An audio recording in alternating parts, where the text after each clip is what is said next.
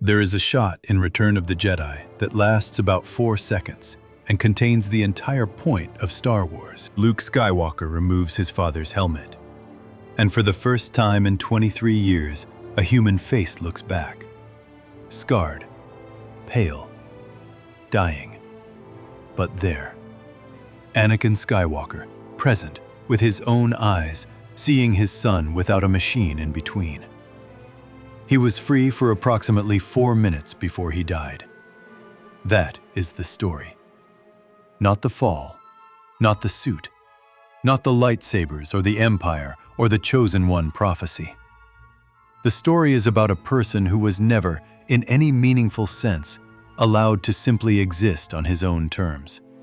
From the day he was born into slavery on a desert planet to the day he died on a metal floor with his son beside him. And what that costs a human being across an entire lifetime. This is why Anakin Skywalker was never truly free. And it is a longer, darker, more human story than most people realize. Section 1. Born into Chains. Slavery on Tatooine and what it encodes. There is a moment in The Phantom Menace that most people forget almost immediately after watching it. Anakin Skywalker is 9 years old. He has just been told he might get to leave Tatooine, become a Jedi, see the stars he has spent his entire short life staring at from the desert floor. He should be overjoyed. And then the camera finds his face on Padmé's ship, and he is crying. Quietly, alone, turned away from everyone so nobody has to see it. That is not the face of a boy who has been freed. That is the face of a boy who has just lost everything familiar to him and been handed something enormous in its place that he did not choose and does not yet understand. That moment is the emotional truth of Anakin Skywalker's entire story, and almost nobody talks about it. We talk about Darth Vader. We talk about Order 66. We talk about the fall. But the fall does not begin in a lava field on Mustafar.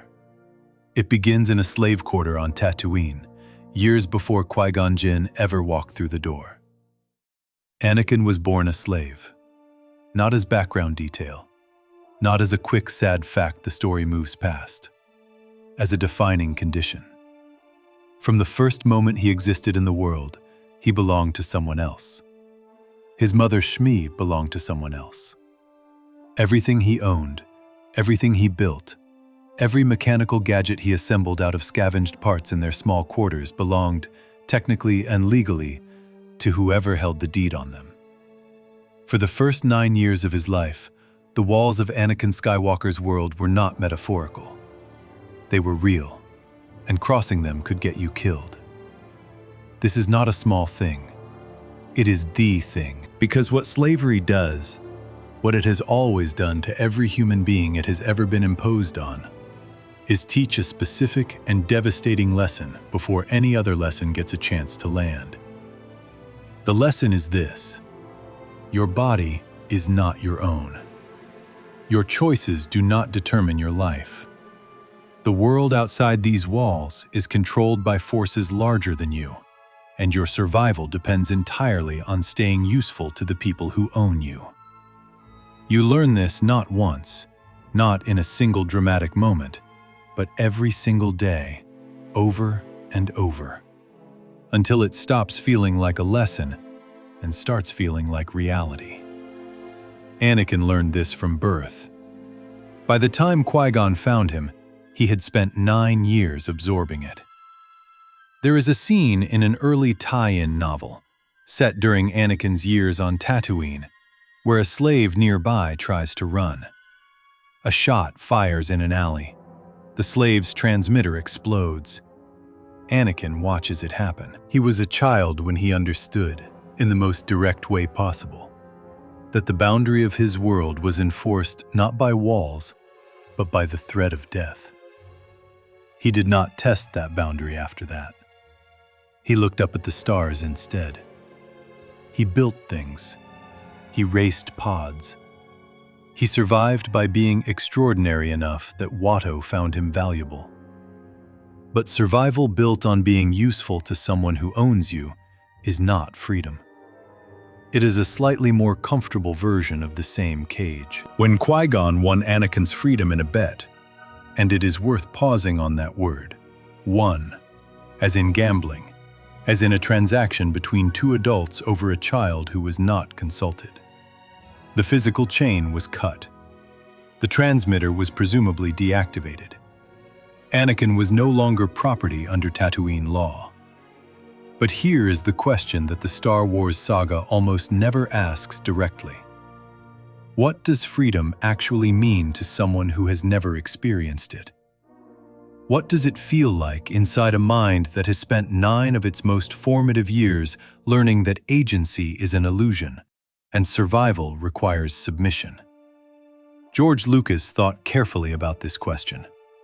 In his commentary for Attack of the Clones, he said plainly that if Anakin had been taken to the Jedi Temple as an infant, the way every other Jedi youngling is taken, he would have been fine. The doctrine would have worked. The training would have taken hold. But Anakin was raised by his mother, not by the Jedi.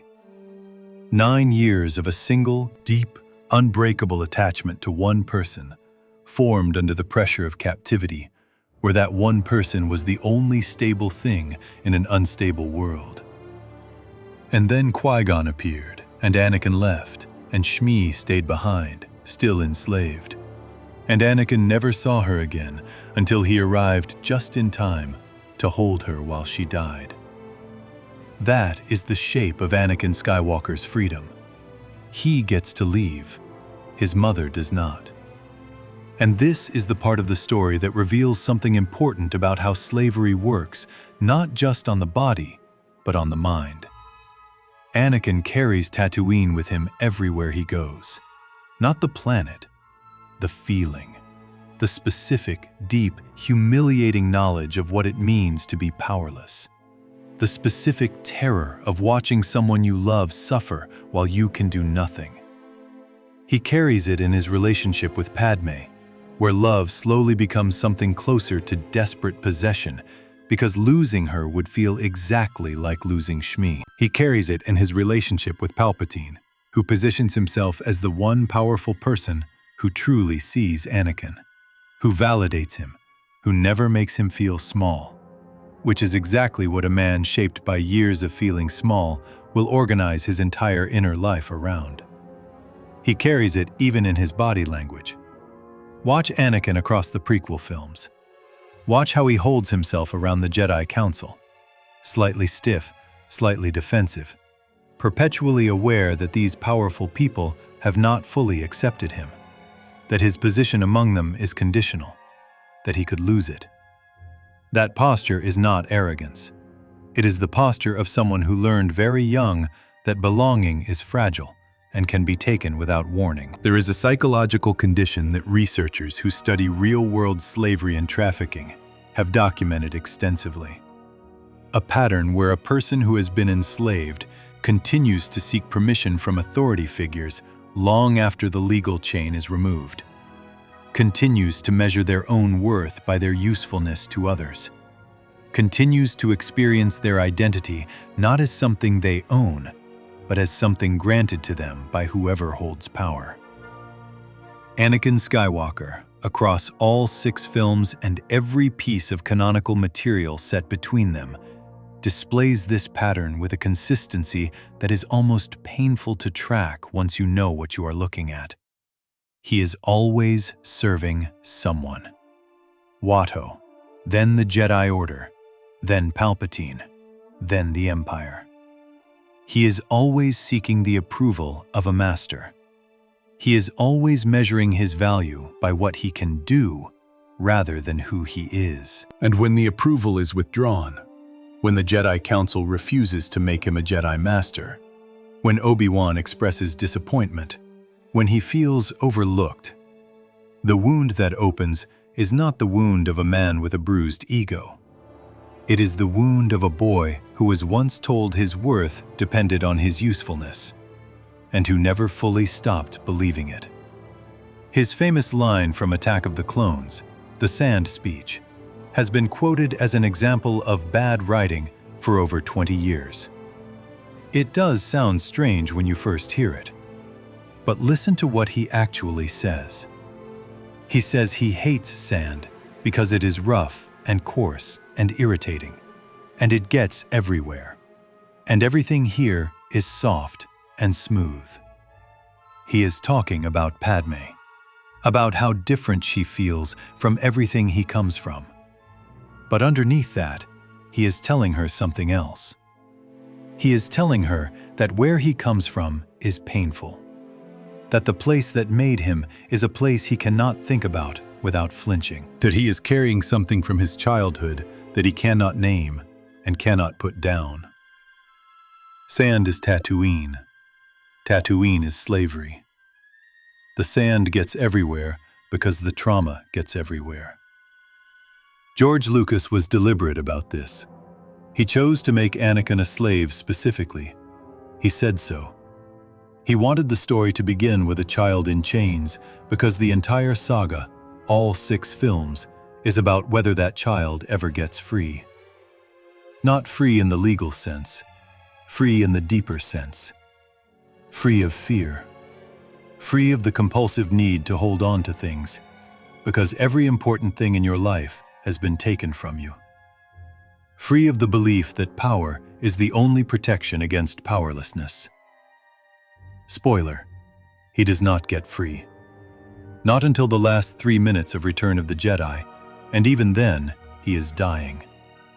But that ending, the one where Anakin Skywalker removes the mask and asks his son to look at him with real eyes, only means what it means because of where it starts. It starts in a slave quarter on a desert planet, with a boy who loved his mother and built mechanical things, and looked at the stars because they were the one thing nobody could take from him. Every chain that came after, the Jedi's doctrine, Palpatine's manipulation, the suit, the Empire, is built on the foundation of that first chain. Remove Tatooine from Anakin's story, and nothing that follows makes psychological sense. The later captivities only work because the first one taught him that captivity was the natural shape of life. That is what 9 years of slavery encodes in a child. Not just fear, not just pain. The bone-deep, unexamined belief that this is just how the world is.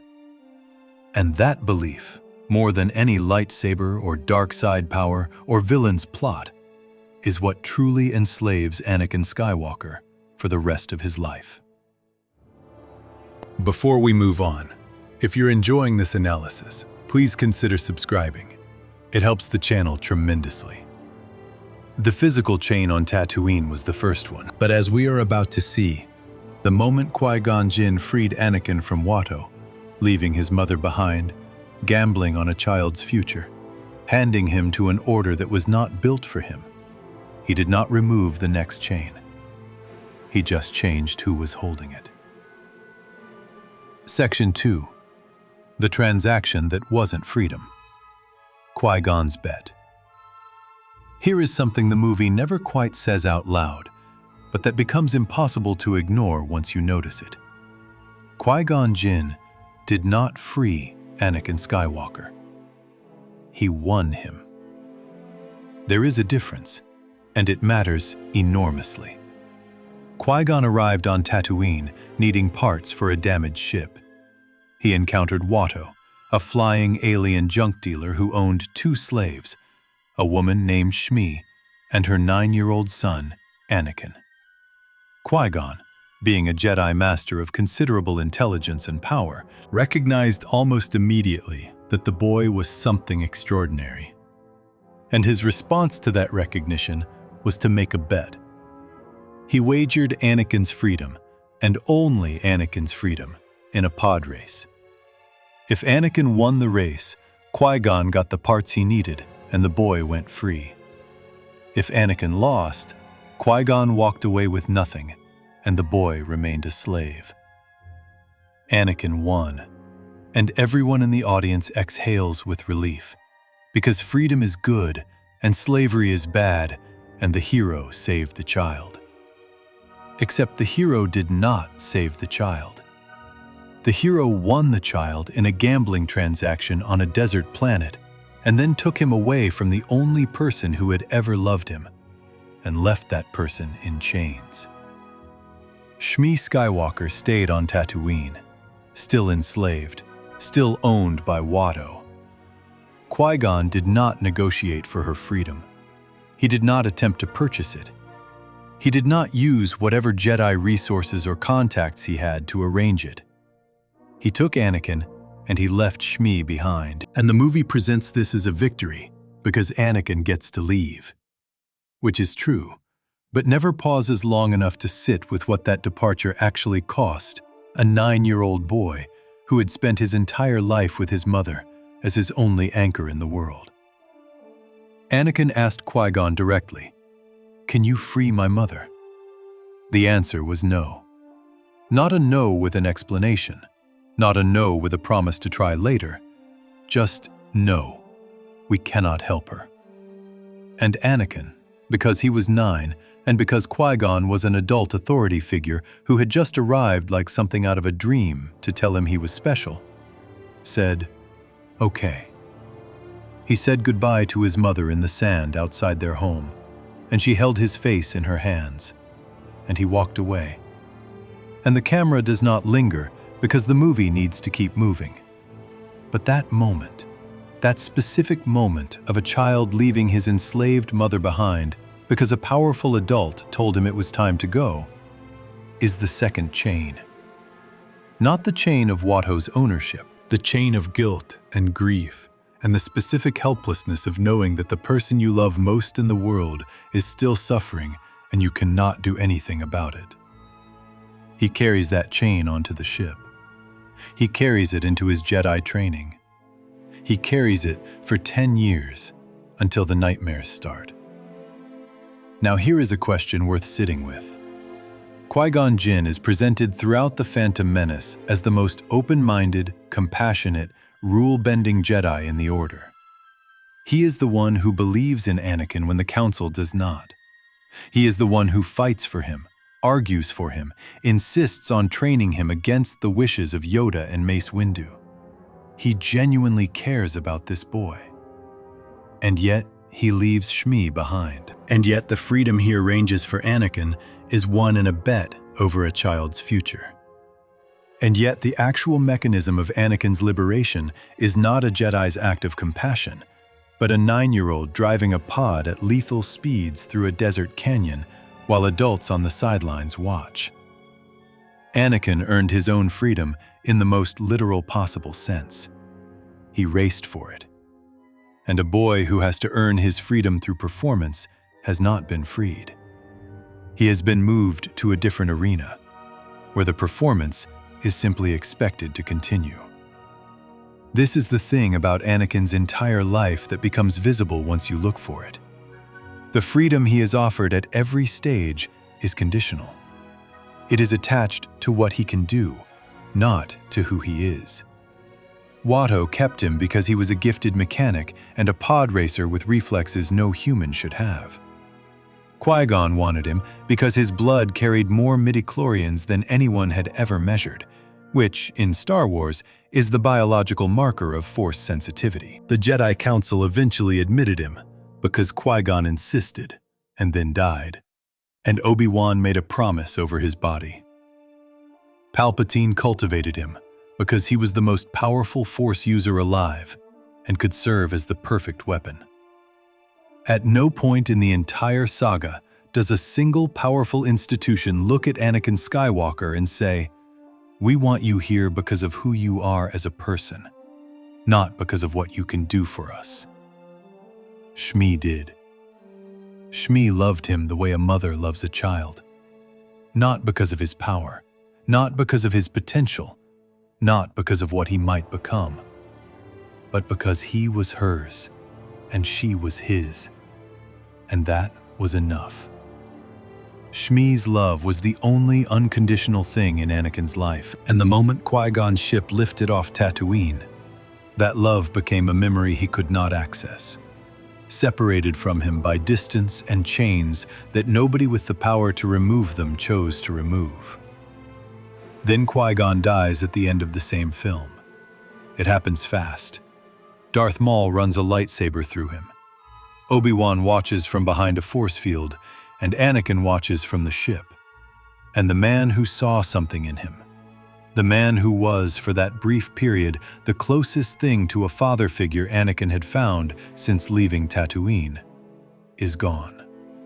In the span of a single film, Anakin loses his mother, loses Qui-Gon, and arrives in an institution that did not want him, to be trained by a young Jedi who just lost his own master, and made a deathbed promise he was not fully prepared to keep. He is 9 years old. This is his freedom. Obi-Wan Kenobi is not a bad person. This needs to be said clearly, because the relationship between Obi-Wan and Anakin is one of the most genuinely complicated in the saga, and reducing it to blame misses what makes it so painful. Obi-Wan cared about Anakin. He said so himself. In Revenge of the Sith, in what might be the most emotionally raw moment Ewan McGregor was given in the entire trilogy, he tells the burning body of his former student, "You were my brother, Anakin. I loved you."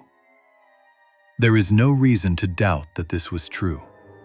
But love and the ability to give someone what they need are not the same thing. And what Anakin needed, from the moment he arrived in the Jedi Order as a traumatized, grieving, brilliant, frightened 9-year-old, was not primarily more training. It was someone who could sit with him in the grief. Someone who could say, "What you lost was real, and it is okay that it hurts. And we are going to take the time to let you feel that before we ask anything else of you."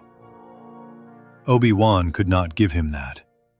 Not because he did not want to, but because he had been trained since infancy in a doctrine that treated emotional processing as a private matter.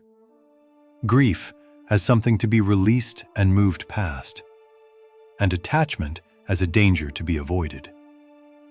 Obi-Wan was shaped by the same institution that was now asking Anakin to reshape himself at 9 years old, after the fact, without the foundational early training that makes the reshaping possible. He modeled emotional restraint and called it wisdom. For Anakin, it looked like indifference. For Anakin, it looked like yet another person who expected performance and called it care. George Lucas spoke about this dynamic directly. He said the problem was timing. 9 years old was too late. The Jedi took younglings as infants, before deep attachments formed, before the emotional patterns of the outside world had time to set. Anakin arrived with patterns already set in concrete. The deep attachment to his mother, the survival instinct of the slave quarters, the understanding that his value was tied to his performance, and no Jedi training program was built to address that. There was no protocol for it. There was no compassionate master who specialized in unraveling the specific damage that slavery does to a child's sense of self. There was just the code. And the code said, "Let go." The Jedi Council, for their part, never fully trusted him. Yoda sensed his fear in that first examination and said so plainly, and the Council voted against training him. It was only Qui-Gon's dying wish, passed to Obi-Wan, that got Anakin into the Order at all. He entered the most powerful and respected institution in the galaxy under a kind of probation, admitted reluctantly, watched closely, never fully embraced. His entire Jedi career happened in the shadow of that initial hesitation. Mace Windu, the stern and powerful council member who would later refuse to grant Anakin the rank of Jedi Master, looked at that 9-year-old boy and saw risk. Not a child in need, risk. Imagine what it does to a person to grow up inside an institution that is constantly measuring whether you are dangerous enough to be a problem. Not openly, not cruelly, but consistently, in the small ways that accumulate. The withheld ranks, the assignments that feel like tests, the sense that your loyalty is assumed to be less certain than everyone else's. Anakin felt this. He said so, across the prequel films and throughout the Clone Wars series. He felt like the Council never truly accepted him, never fully trusted him, kept him at a distance that he could feel but never quite name. And he was right. They did not fully trust him. Because they could sense what Yoda had sensed at the beginning: the fear, the attachment, the dangerous intensity of someone who had not been shaped by the Order from infancy. They were not wrong to sense it. But their response to sensing it was never to address it directly, openly, with the care that might have actually changed something. Their response was to watch him more carefully and give him less. This is the structure of Anakin's so-called freedom in the Jedi Order.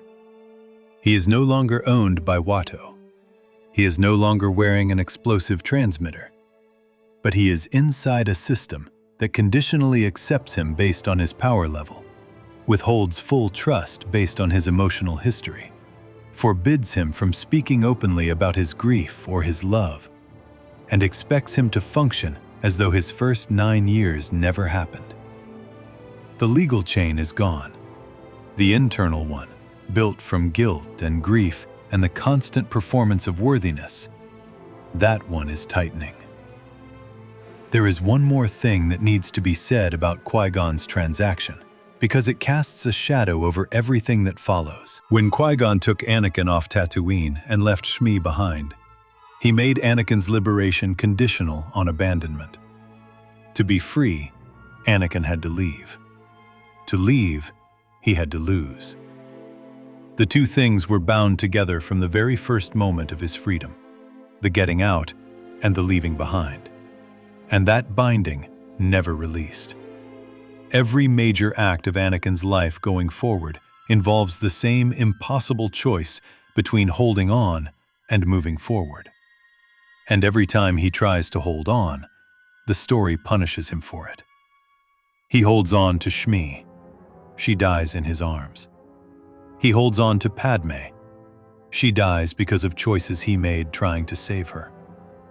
He holds on to the idea that he can serve the Jedi and love his wife and be everything everyone needs him to be simultaneously. And the weight of all that holding eventually breaks him entirely. Qui-Gon may have meant well. He almost certainly did.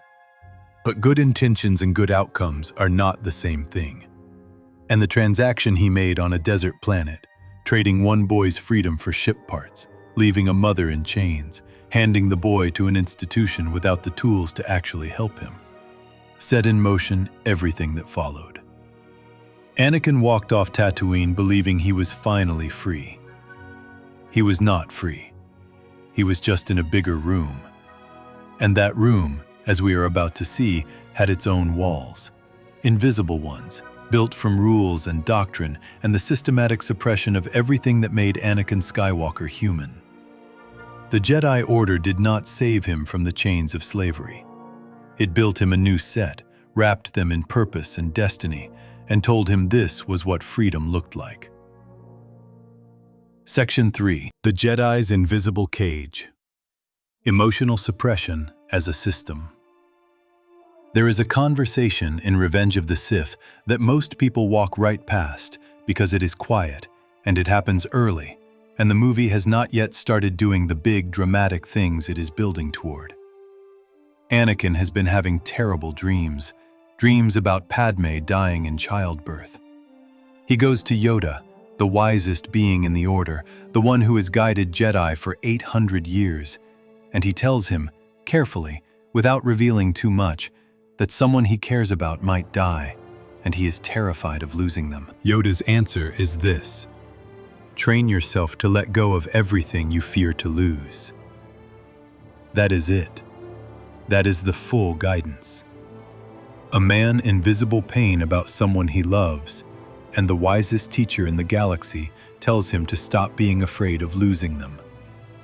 Not how, not through what process, not with what support, not with any acknowledgement that what Anakin is describing sounds like the kind of fear that does not respond to instruction, the kind that lives in the body rather than the mind, the kind that 9 years of slavery and a mother dying in your arms tends to plant so deep that a simple command to release it is about as useful as telling someone with a broken leg to walk it off.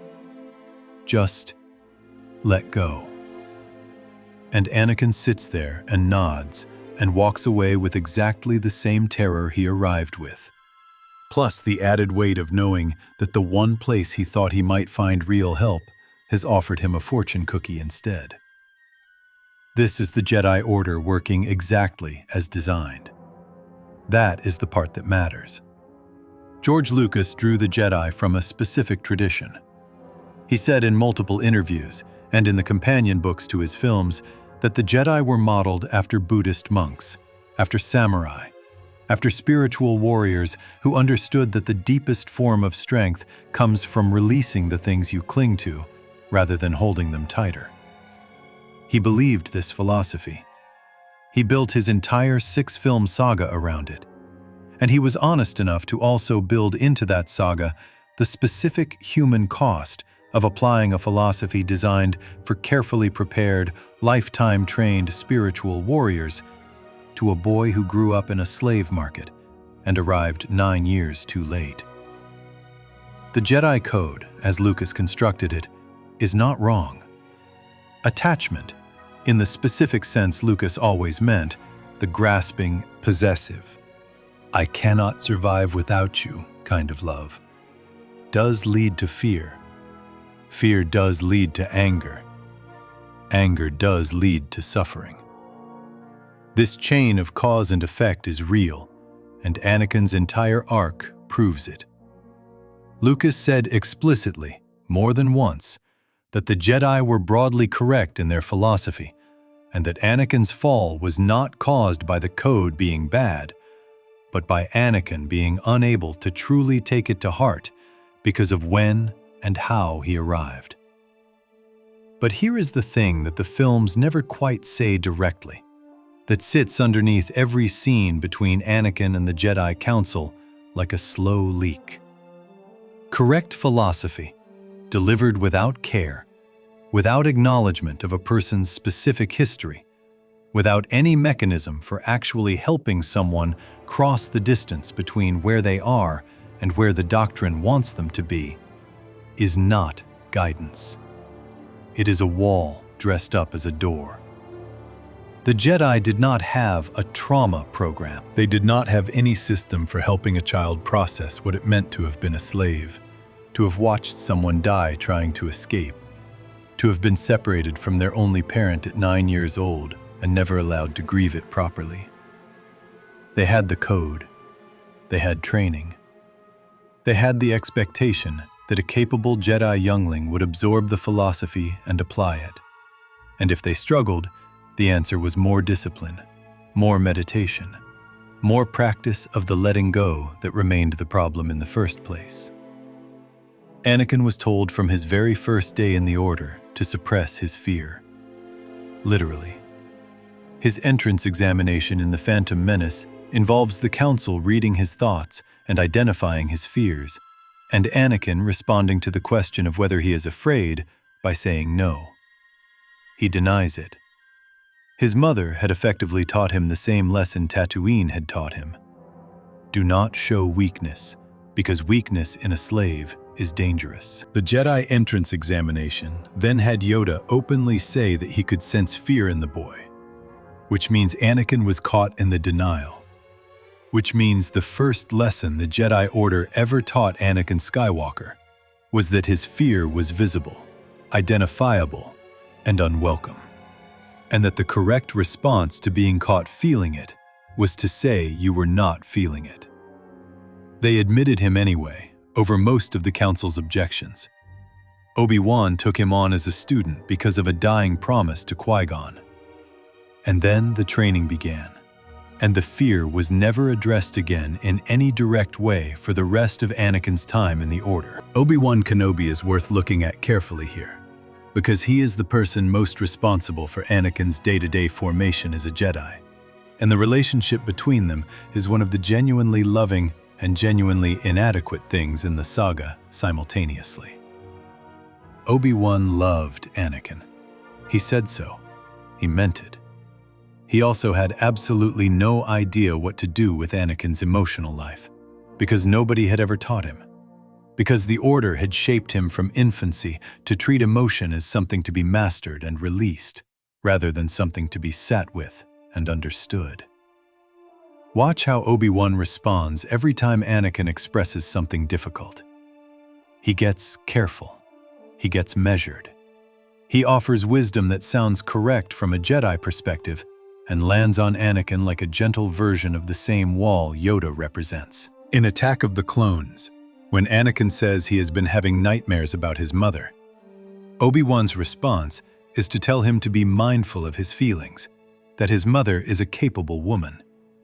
It is not a cold response. It is a response from someone who genuinely believes that the correct way to handle painful feelings is to be mindful of them, to acknowledge them briefly and then release them, and who has never had to apply that practice to the specific situation of a boy whose mother is still a slave on a desert planet and who has no way to know if she is alive or not. The result, in practical terms, is that Anakin spends the years between The Phantom Menace and Attack of the Clones, somewhere between 10 and 13 years, carrying the unprocessed weight of leaving his mother, losing Qui-Gon, feeling like a permanent outsider in an institution that admitted him reluctantly, and experiencing the slow build of a love for Padme Amidala that he is not allowed to express, talk about, or acknowledge to anyone in his life. He carries all of this alone, in silence. Underneath the performance of a Jedi who is exceptional at the physical parts of the job and increasingly unstable at everything underneath. The suppression is not a side effect of the Jedi system. It is the system. Younglings taken as infants never have the chance to form the deep emotional bonds that require suppression later. So the training works on them without the kind of violent internal pressure it creates in Anakin. But for Anakin, every time the code says let go, there is something enormous underneath it that has nowhere to go. You cannot release something that has never been allowed to be named. You cannot let go of something you have spent years being told you should not be holding in the first place.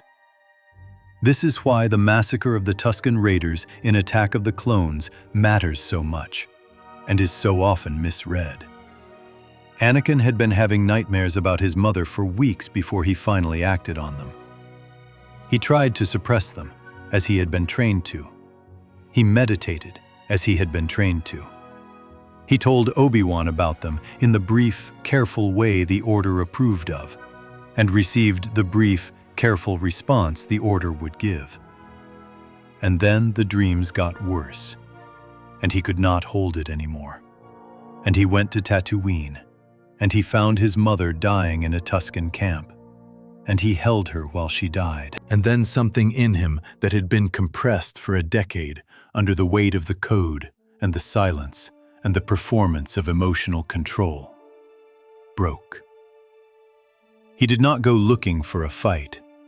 He went looking for his mother. The fight found him in the shape of her death, and the compressed, suppressed, never once properly addressed grief and rage of a person who was told for 10 years that these feelings were not acceptable came out all at once. He killed every Tusken in that camp, the men, the women, the children.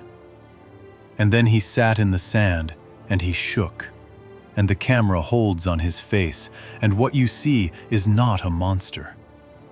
What you see is someone who has just discovered that letting go, as instructed, does not actually work, and that the feelings he suppressed did not disappear. They grew. He tells Padme what he did, immediately. He does not hide it. He shakes and weeps and says the words, "I killed them all." He is horrified at himself. This is not the behavior of someone who chose violence and feels fine about it. This is the behavior of someone who had no framework for what just happened inside him, because the institution responsible for giving him that framework spent a decade telling him not to feel the things that just came pouring out. The Jedi Order's response to this event, when it reaches them, is worth noting. Yoda and Mace Windu sense a disturbance in the Force from Anakin's location. They discuss it briefly. They do not go to him. They do not send anyone. They do not address it with Anakin directly, either at the time or afterward. The massacre of an entire camp of living beings by their most powerful young Jedi, a Jedi who had been expressing distress about his mother for weeks, is sensed, acknowledged between two senior masters in a quiet room, and then set aside. Whatever was broken in Anakin after Tatooine is left broken. Nobody fixes it. Nobody even looks at it closely. The code says let go, and the assumption is that eventually, if Anakin is disciplined enough and tries hard enough, he will figure out how to do that. He does not figure it out. He never figures it out, because the thing he needs in order to let go, the ability to first fully feel and name what he is holding, is the one thing the Order has systematically prevented him from developing. There is something George Lucas said that captures the whole thing in a single line. He said, "No human can let go. It is very hard." He said this while explaining what the Yoda and Anakin scene in Revenge of the Sith was meant to be about. Lucas understood that the thing the Jedi were asking of Anakin was something almost no human being is capable of doing without serious help and serious time and serious grace. He built a saga around the tragedy of asking that impossible thing of a specific human being at the worst possible time, in the worst possible way. The invisible cage the Jedi built was constructed from silence, from the instruction to suppress rather than process, from the assumption that discipline could do what care had never been allowed to do, from a doctrine that was philosophically sound and humanly devastating when applied to a boy who had already spent 9 years learning that his feelings were a liability he could not afford. Anakin Skywalker was not free inside the Jedi Order. He was managed. He was trained. He was watched. He was valued for what he could do in the field, for the power he carried, for the possibility that he might one day fulfill an ancient prophecy that nobody fully understood. But the person underneath all of that, the boy who cried on the ship leaving Tatooine, the man who shook in the sand after his mother died, the husband who lay awake terrified that his wife was going to die while he slept. That person was never given a room of his own inside the institution that claimed responsibility for him. And while the Jedi were busy not looking at that person, someone else was watching very carefully, and had been for a long time. Someone who understood exactly what Anakin needed, and who had spent years positioning himself to be the one who provided it, and who had absolutely no intention of giving it freely. Section 4. Palpatine's Long Game. 23 years of grooming. The first thing Sheev Palpatine ever says to Anakin Skywalker is a promise. He says he will watch Anakin's career with great interest. Anakin is 9 years old. He has been on Coruscant for approximately 2 days. He has just lost his mother and his only father figure in the same week. He is standing in a room full of powerful adults who are deciding his future without asking him very much about it. And into this specific moment, this precise window of maximum vulnerability in a child who has spent his entire short life being told his value depends on his usefulness to people with power over him, walks the most patient, and dangerous manipulator in the galaxy. And the first thing out of his mouth is a personal promise of attention and interest directed at the child specifically. Palpatine knew what he was doing. He had been doing it for a very long time before Anakin arrived on Coruscant. And he would keep doing it for the next 23 years with a consistency and a precision that, once you see it laid out, is genuinely difficult to look at. This is not a story about a villain who tempts a hero at the last minute. This is a story about a man who identified a specific wound in a specific child, spent 2 decades carefully keeping that wound open, and then, when the moment was right, offered the one thing that the wound made Anakin desperate enough to accept any price for. That is not temptation in the dramatic, last-minute movie sense. That is something slower and more methodical, and considerably more horrifying. Let us start at the beginning, because the beginning matters. Palpatine introduced himself to Anakin immediately after the Battle of Naboo, the very first major event of Anakin's new life outside of slavery. He did not wait. He did not let the boy settle in, find his footing, build relationships that might have offered a counterweight. He moved immediately, and the timing of that movement tells you everything about how deliberate this entire operation was. Anakin was reeling. Qui-Gon was dead. Shmi was still on Tatooine. Obi-Wan had just taken on a student he had not asked for, out of grief and obligation.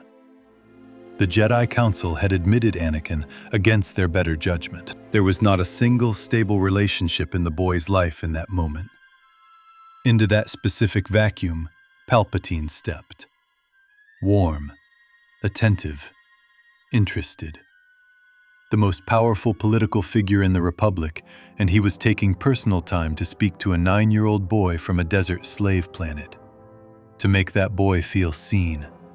To promise that someone at the very top of the world was paying attention to him. For a child whose entire psychological history involved learning that his worth depended on being noticed by people with power, this was not just kindness. This was the exact shape of what he needed most. And Palpatine knew it, because Palpatine had been watching long before that meeting. Over the following years, as Anakin grew into his Jedi training, Palpatine cultivated the relationship with steady, careful patience. He became Anakin's confidant. He became the person Anakin could speak to about the things he could not say inside the Jedi Order. He expressed consistent admiration for Anakin's abilities. He expressed consistent frustration on Anakin's behalf about the Council's treatment of him. The withheld rank of Jedi Master. The assignments that felt more like tests than trust. The sense that he was always being observed rather than embraced. Palpatine articulated these frustrations in words Anakin had never heard anyone say out loud. And the relief of having them named by someone who seemed to understand must have felt like water in a desert. He also did something more specific and more damaging. He kept telling Anakin that the Jedi were holding him back. Not as an accusation, not openly enough that Anakin could identify it as the manipulation it was. He did it the way all good manipulation is done, by asking questions, by expressing mild doubt, by planting small seeds of suspicion that grew on their own over time, without ever being traceable back to the hand that planted them. He told Anakin he was more powerful than any Jedi. He suggested that the Council was not fully honest with him. He positioned the Jedi's caution about Anakin not as wisdom, but as fear. Fear of Anakin's power. Fear of what he might become if he were not kept carefully contained. Every one of these suggestions landed in soil that the Jedi Order itself had prepared. Because the Council had not fully trusted Anakin. Because they had withheld the rank of Jedi Master despite his evident power. Because they did ask him to spy on Palpatine, a request that Anakin found genuinely troubling, because it asked him to report on the one person outside the Order he had any real closeness with. Palpatine did not have to invent Anakin's grievances. He just had to name them, validate them, and redirect their energy away from understanding and toward resentment. By the time of Revenge of the Sith, Anakin has been in this relationship for 13 years. 13 years of consistent private meetings, of being told he is exceptional, of having his frustrations with the Jedi validated and his emotional needs met in ways the Order could not or would not provide. 13 years of slow, patient, deliberate preparation for a single moment. That moment comes in the Opera House scene. It is one of the most carefully constructed scenes in the entire prequel trilogy, and it is worth looking at exactly what Palpatine does in it, because every word is surgical. Anakin has been having visions of Padme dying. He has not told Palpatine about these directly yet, or at least it appears he has not, though the question of whether Palpatine was somehow involved in the visions themselves is one the canon leaves deliberately open. What Palpatine does know, because Anakin told him years earlier about losing his mother, is that Anakin's deepest fear is losing people he loves. Palpatine sits beside him in the low light of a Coruscant opera performance and begins to tell him a story. The story of Darth Plagueis the Wise, a Sith Lord who was so powerful that he could use the Force to influence living things, to stop people from dying, and even to create life. He pauses at the right moment. He lets the implications settle. He watches Anakin's face. And then he says, "The dark side of the Force is a pathway to many abilities some consider to be unnatural." Anakin asks if it is possible to learn this power. Palpatine says, "Not from a Jedi." The whole scene is perhaps 3 minutes long. In those 3 minutes, Palpatine takes Anakin's most unprocessed, most desperate fear, the fear of losing Padme the way he lost his mother, and transforms it into a possible problem with a possible solution that the Jedi cannot provide. But he can. He does not offer the solution directly. He does not say, "Come to the dark side and I will give you the power to save her." He plants the idea that such power exists, confirms that it comes from the dark side, and leaves Anakin to do the rest of the work himself. A man with a wound this deep, this long unaddressed, does not need to be pushed into a decision. He needs to be shown that a door exists. He will walk through it himself, because the alternative is losing Padme, and losing Padme would feel exactly like losing Shmi. And the fear of feeling that again has been building without outlet for his entire adult life. This is the culmination of 23 years. Not the dramatic battlefield conversion, not a sudden moment of weakness. 23 years of a man studying a child's damage, maintaining his access to that damage, ensuring that no one else got close enough to help heal it, and waiting for the moment when that damage could be weaponized. There is something else happening in parallel during the final period before Anakin's fall that makes the full picture even darker. Palpatine works to isolate Anakin from the one relationship that might have served as a counterweight to his influence. Ahsoka Tano, Anakin's own student during the Clone Wars, is falsely accused of treason and nearly expelled from the Jedi Order. The accusation is eventually cleared, but the damage is done. Ahsoka chooses to leave the Order anyway, telling Anakin she can no longer trust it. This is a blow to Anakin that goes beyond losing a student. Ahsoka was one of the few people in his life with whom he had a genuinely open relationship. Her departure deepened his isolation, at exactly the point when Palpatine was preparing the final stage of his operation. Obi-Wan, meanwhile, is then asked by the Jedi Council to tell Anakin to spy on Palpatine. When Anakin brings this to Palpatine, Because of course he tells Palpatine. Palpatine is who he tells things to. That is the entire architecture of the previous 13 years. Palpatine uses it as confirmation of everything he has been suggesting. The Jedi, he implies, do not trust Anakin. They are using him. They want his access, not his well-being. They put him in an impossible position, not because they value his judgment, but because he is useful to them in this specific way right now. He is not entirely wrong. And that is the most devastating part. Palpatine's manipulation worked not because it was entirely false, but because it was built on real things, real frustrations, real slights, real institutional failures, and then carefully shaped to lead toward a conclusion that served Palpatine's purposes rather than Anakin's. When the final moment comes, when Mace Windu has Palpatine at his mercy, and Anakin has to choose between letting justice happen and preserving the one person who claims to know how to save Padme, Anakin makes the choice that all of the previous 23 years have been engineering him to make. He intervenes. He disarms Windu.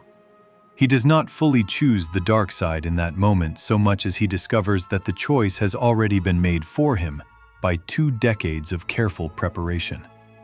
He is not seduced. He is completed. The work that started with a promise to a 9-year-old boy on Coruscant finishes with Anakin kneeling on a floor, calling himself Darth Vader, and being sent to murder the people who trained him. Palpatine then tells him immediately that Padme died because of his anger. He does this right away, before Anakin has had a single moment to process what he has just done, before he has had a chance to feel anything clearly. Palpatine installs the final lock. You did this. You killed her. The one thing you turned to the dark side to prevent, you caused it. Now there is nothing to go back for. Now the only thing left is forward, which means further into the dark, which means further into service to the man now telling you that you are all alone and always will be. Palpatine did not just manipulate Anakin into the dark side. He engineered a prison and then handed Anakin the key and told him it was freedom. He gave Anakin a new name, a new suit, a new identity, and a new master, himself, and called it power. He took a boy who had spent 9 years as someone else's property and spent 23 more years ensuring that he would spend the rest of his life as property again, just with a different owner.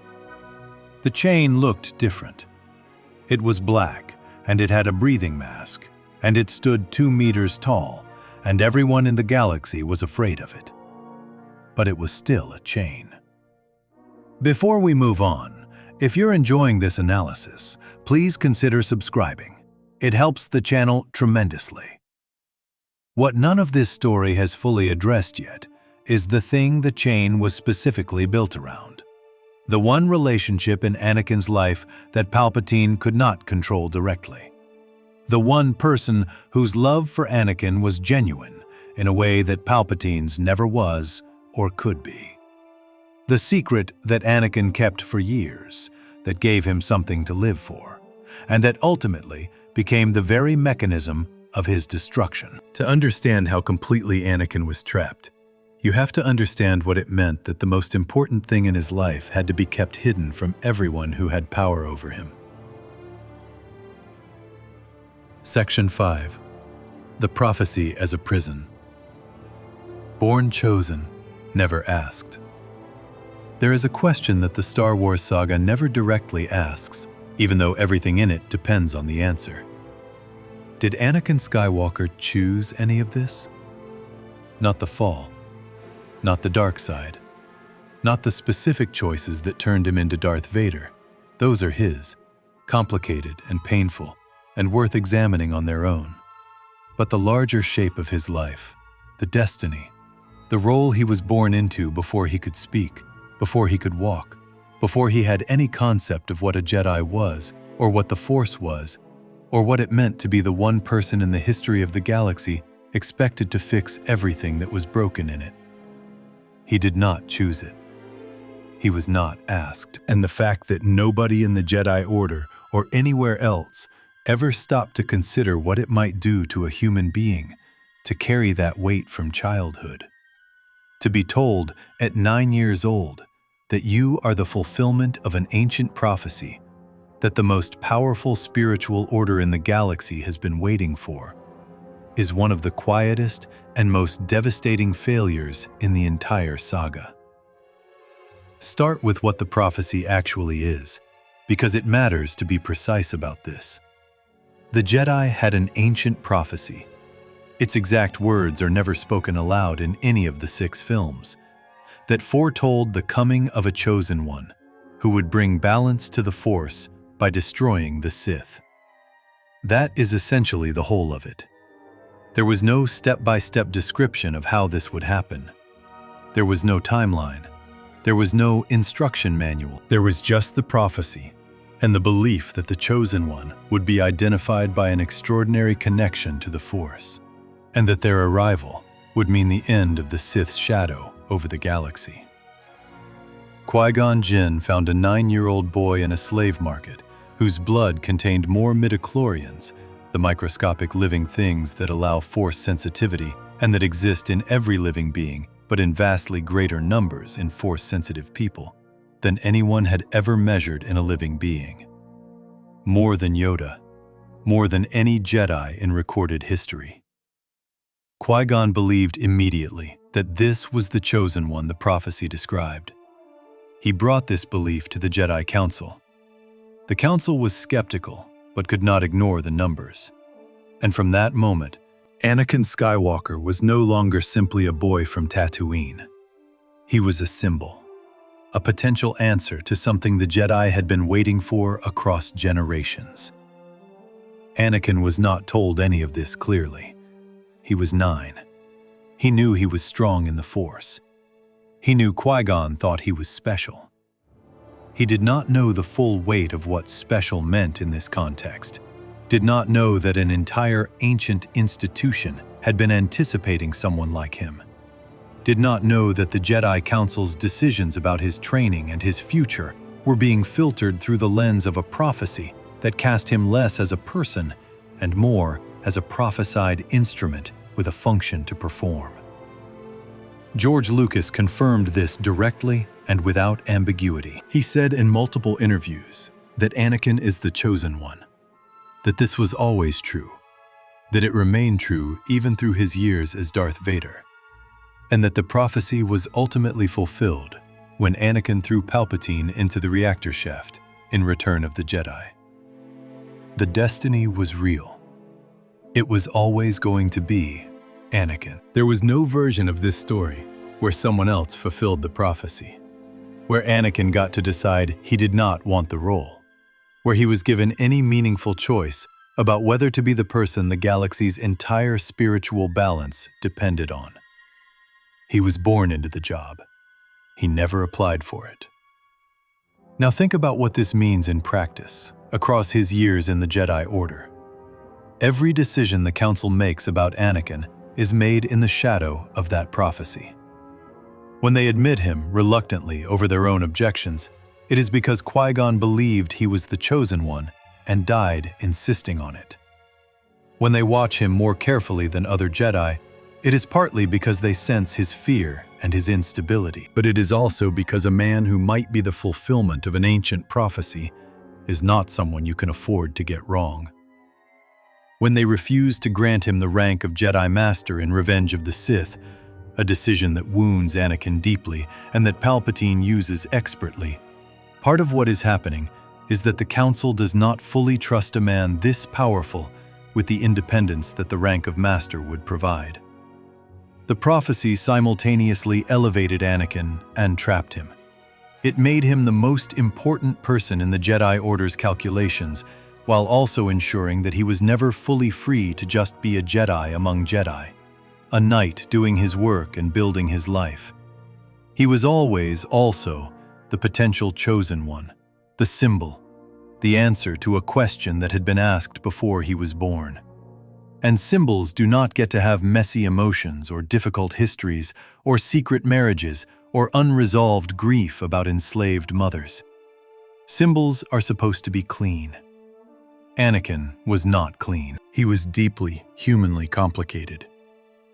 And the gap between what the prophecy needed him to be and what he actually was, that gap was one more invisible wall in the cage. There is a specific moment in the Clone Wars animated series, which is fully canonical, and which George Lucas was directly involved in, that makes this dimension of Anakin's story more visible than anything in the films. The Mortis arc takes Anakin to a mystical place outside of normal space and time, where he encounters three ancient beings called the Father, the Son, and the Daughter, who represent the balance between the light and dark sides of the Force. The Father tells Anakin that only the Chosen One could have come to Mortis. He tests Anakin to see if the prophecy is true and confirms that it is. He then asks Anakin to stay on Mortis permanently, to take his place as the keeper of the balance between his two children, the Son, who represents the dark side, and the Daughter, who represents the light. Anakin refuses. He wants to go back to the Clone Wars, back to his life, back to Padme and Obi-Wan and the world he knows. The Father accepts this, but not before showing Anakin a vision of his own future. The suit, the mask, the darkness, Darth Vader, everything. Anakin sees what he will become. He is horrified. And then the Father wipes the memory from his mind. He takes the vision away. Anakin leaves Mortis without the knowledge of what he saw, because the Father judges that carrying that knowledge would break him. Think about what that means for a moment. There exists in the Star Wars canon a scene where Anakin Skywalker is shown his own future as Darth Vader, is given the one piece of information that might have changed everything, and then has that information removed from him by a being of enormous power who decides, on his behalf, that he cannot handle it. Anakin's one chance at self-knowledge about his own destiny, his one opportunity to see clearly what he is walking toward and potentially choose differently, is taken from him by someone who thinks they know better than he does what he can bear to carry. This is the prophecy as a prison in its most literal form. Not just the destiny imposed from outside, not just the weight of expectation he never asked for, but the active removal of the one thing that might have made genuine freedom possible, the knowledge of where he was headed, given to him in time to change course. Yoda, for his part, says in Revenge of the Sith that the prophecy may have been misread. He says this after Anakin has already begun his fall, when the Council is starting to understand that their Chosen One has become the very thing the prophecy said he would destroy. It is a remarkable admission. The most senior Jedi in the Order, 800 years old, acknowledging that the ancient text the entire institution has been organized around might have been interpreted incorrectly all along. But he says it quietly, to Obi-Wan, after the damage is done. Not to Anakin years earlier, when that admission might have taken some of the crushing weight off a young man trying to be the living answer to something nobody fully understood. The prophecy was never explained to Anakin, not its full implications, not what bringing balance to the Force was actually supposed to mean, or how, or at what cost. He was expected to fulfill something he was never clearly told. He was measured against a standard that was never fully defined. He was found wanting by an institution that was simultaneously relying on him to be the most important person in the galaxy. Lucas compared Anakin explicitly to messianic figures from across human mythology and religion. Figures like Christ, like Moses, like the great heroes of Greek and Hindu myth who were conceived without earthly fathers and born with a specific cosmic function. He meant this comparison seriously. He built Anakin's origin around it. conceived by the Force itself, no human father, born with the highest recorded midichlorian count in history. The parallels were intentional. Lucas wanted Anakin to carry the weight of every story humanity has ever told about a person born into a destiny they did not choose. And what those stories almost always share, the thing that makes them tragic rather than simply triumphant, is that the chosen figure does not get to live a normal life. They do not get to grow up and decide who they want to be. They arrive in the world already assigned. They spend their lives inside a role that was written for them before they were born. And the question of whether they ever get to exist outside that role as simply a person with their own wants and their own story is almost always answered the same way. They do not. The role is too large. It consumes everything else. Anakin's version of this is particularly complete because the prophecy did not just shape how others saw him. Over time, it shaped how he saw himself. He believed he was the chosen one. He believed he was more powerful than any Jedi. He believed he was destined for something beyond what the Order was offering him. Palpatine fed this belief constantly and carefully. The Council's resistance to fully embracing him reinforced it from the other direction. The prophecy became not just an external expectation, but an internal identity. The story Anakin told himself about who he was and what he was for. And that internal identity was a trap, too. Because a man who defines himself primarily by his power and his destiny has no stable ground to stand on when the power starts being used for things that horrify him, and the destiny looks nothing like what he imagined. When Anakin knelt before Palpatine and became Darth Vader, the identity built on being the chosen one did not disappear. It warped. It became the dark side's version of the same story, the most powerful being in the galaxy, serving the most powerful master in the galaxy, at the center of everything. Still chosen, still exceptional, still the most important person in the room. Just on the wrong side of every line he had ever believed in. The prophecy was fulfilled in the end. Lucas confirmed it. Anakin threw Palpatine into the reactor shaft, and the Sith rule over the galaxy ended, and balance was restored to the Force. The destiny he was born into was completed. Every piece of it happened exactly as it was meant to happen, according to the will of something larger than any individual choice or any individual life. That is either a comfort or a horror, depending on how you look at it.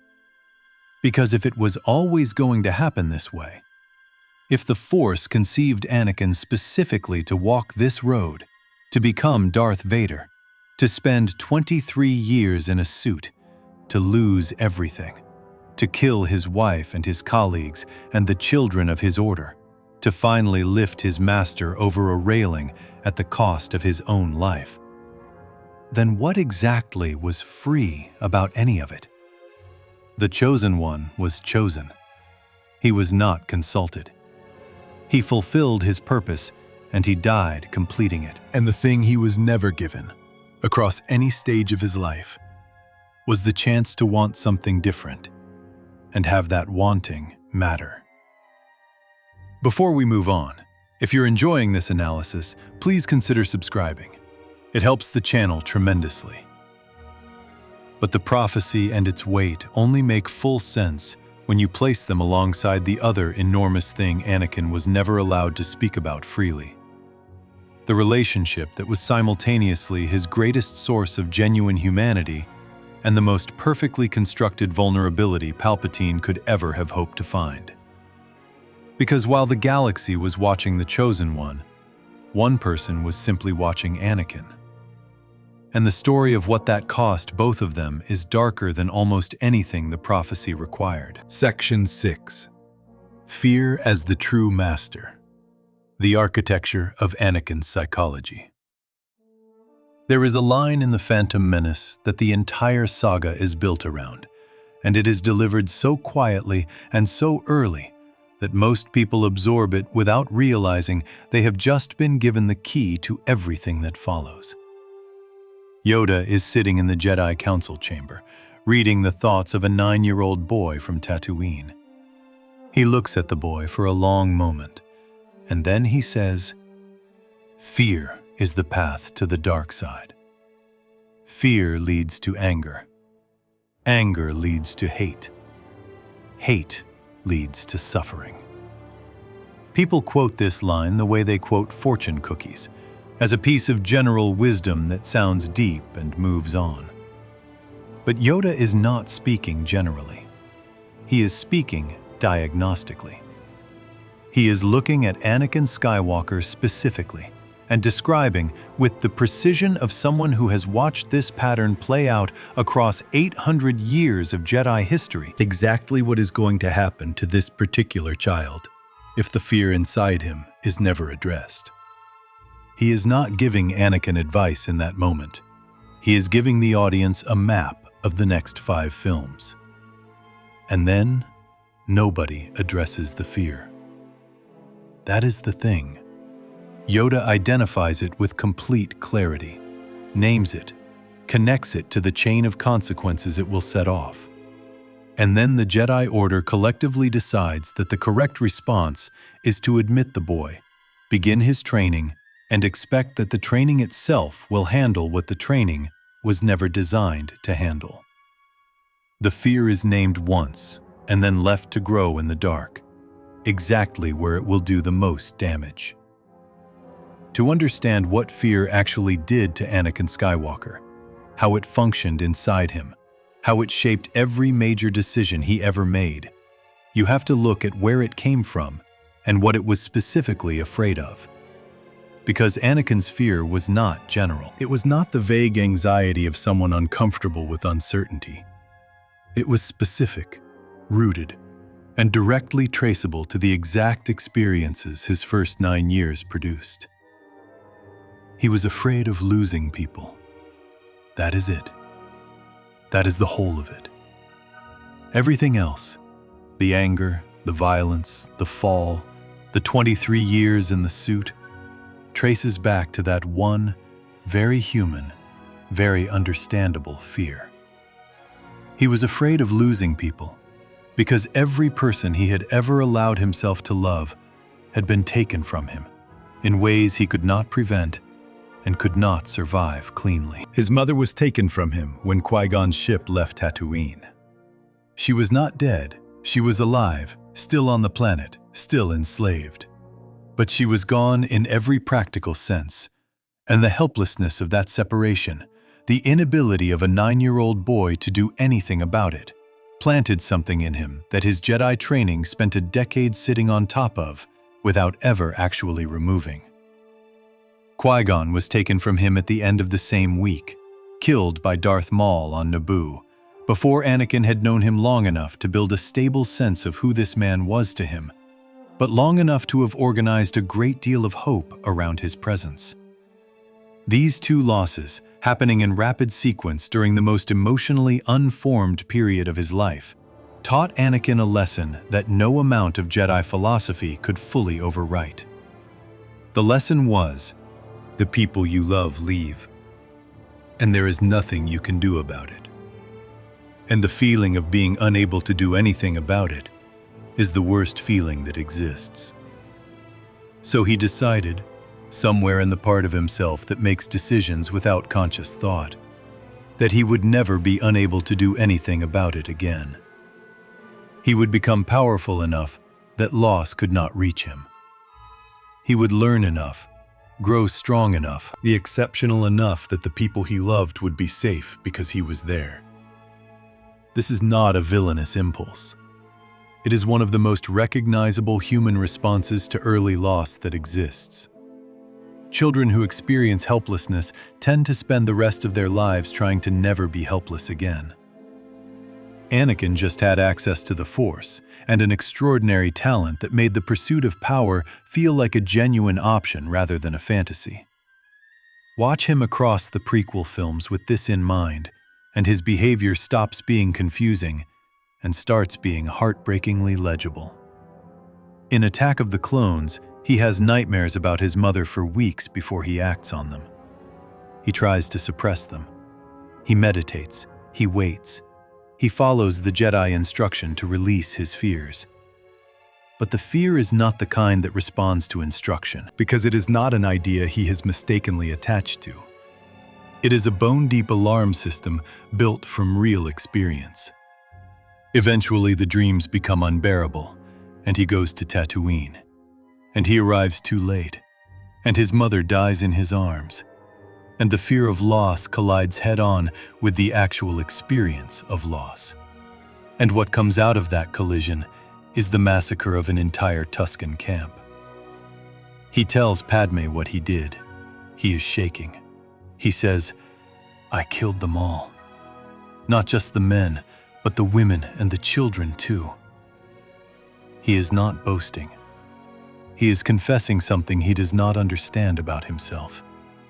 He is describing an experience of his own behavior that he could not have predicted and cannot explain.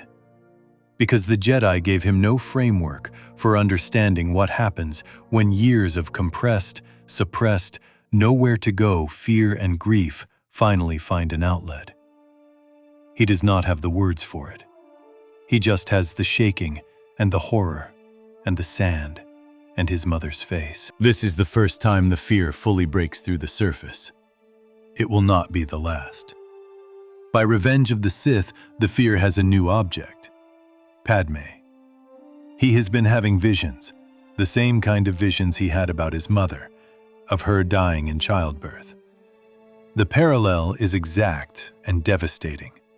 A woman he loves dying while he watches and cannot stop it. The same nightmare in a different form. The same helplessness in a different body. His entire response to these visions is shaped by what happened the last time he had them. He suppressed them too long, went too late, arrived too late, lost her anyway. He is not going to let that happen again. He is going to find a solution. He is going to find the power that keeps people from dying, whatever it costs, from wherever it can be found. Yoda, when Anakin brings him this fear, carefully, without naming Padme specifically, tells him to accept the potential death of the one he loves, to let go, to find comfort in the idea that death is not the end, that those who pass into the Force are not truly gone. This is wise counsel in a general philosophical sense.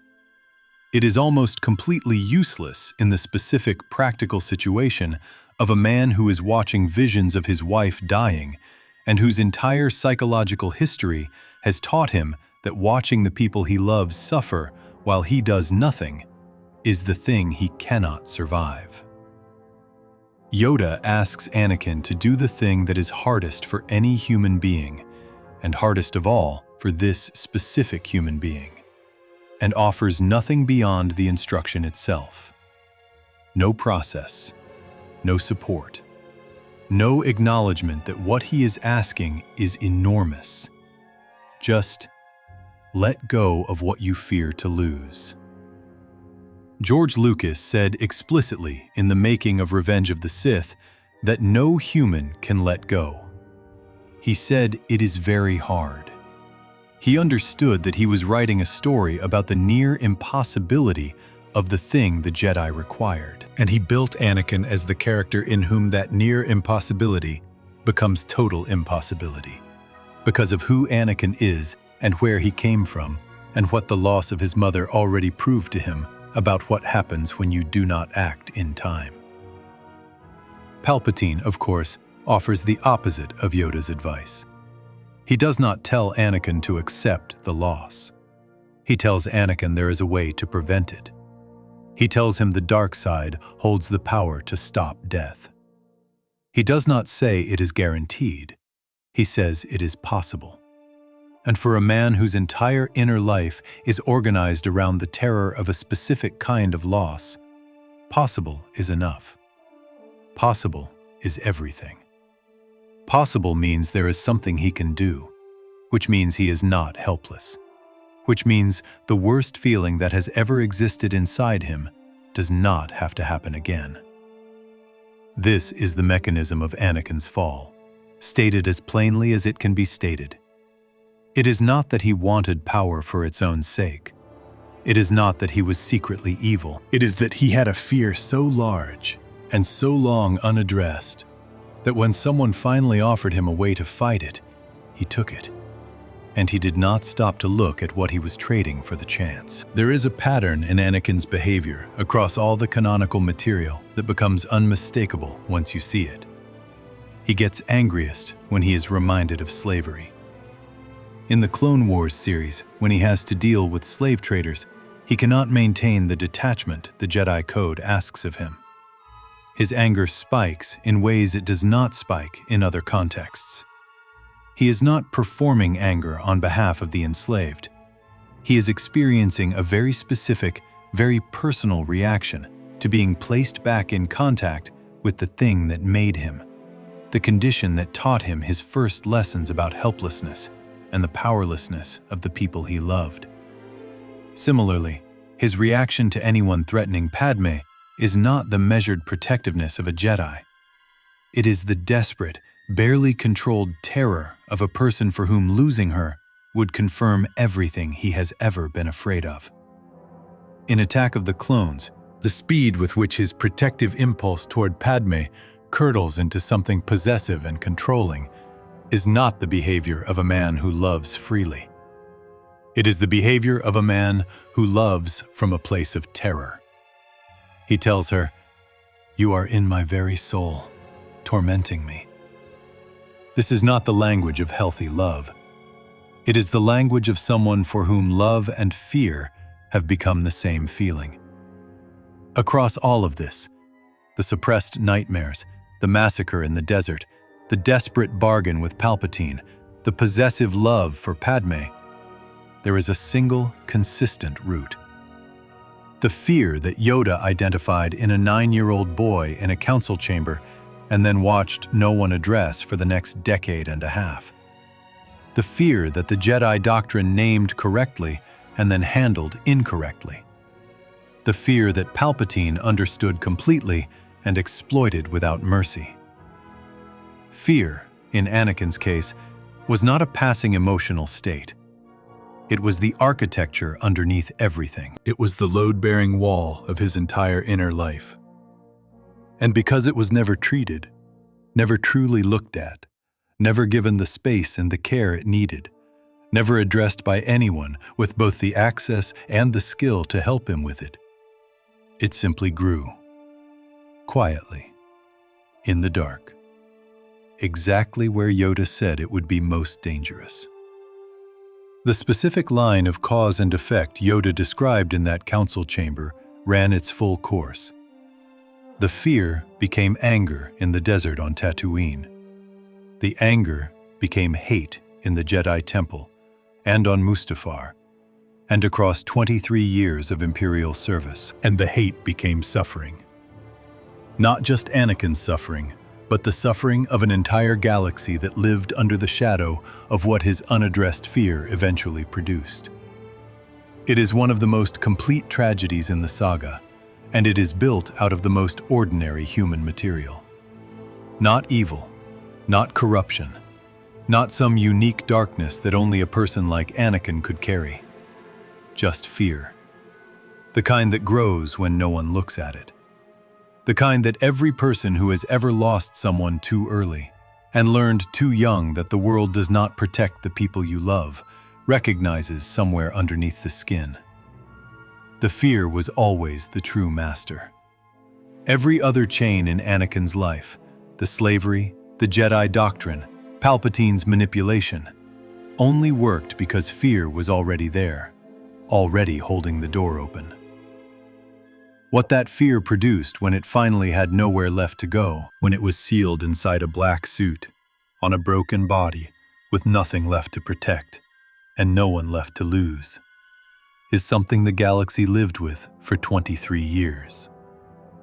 And what the suit meant, not just practically, but as a symbol of everything Anakin Skywalker lost and everything that was taken from him, is the next piece of this story, and it is darker than almost anything that came before it.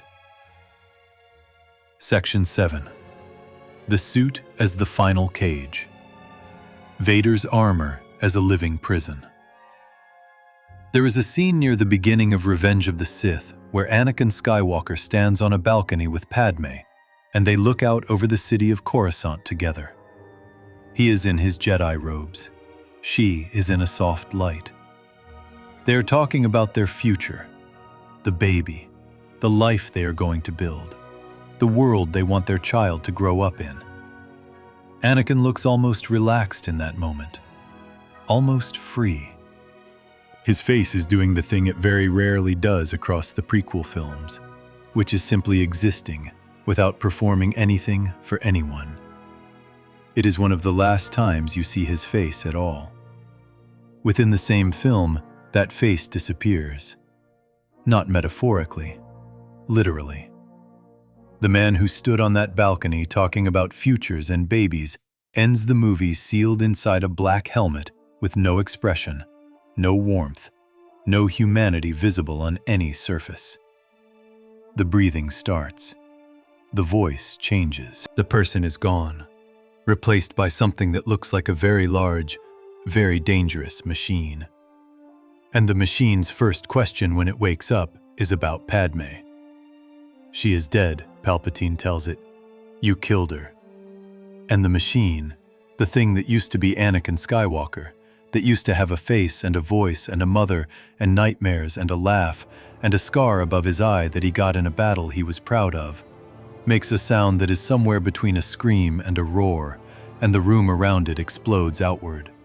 And then the sound stops, and what is left is just the breathing.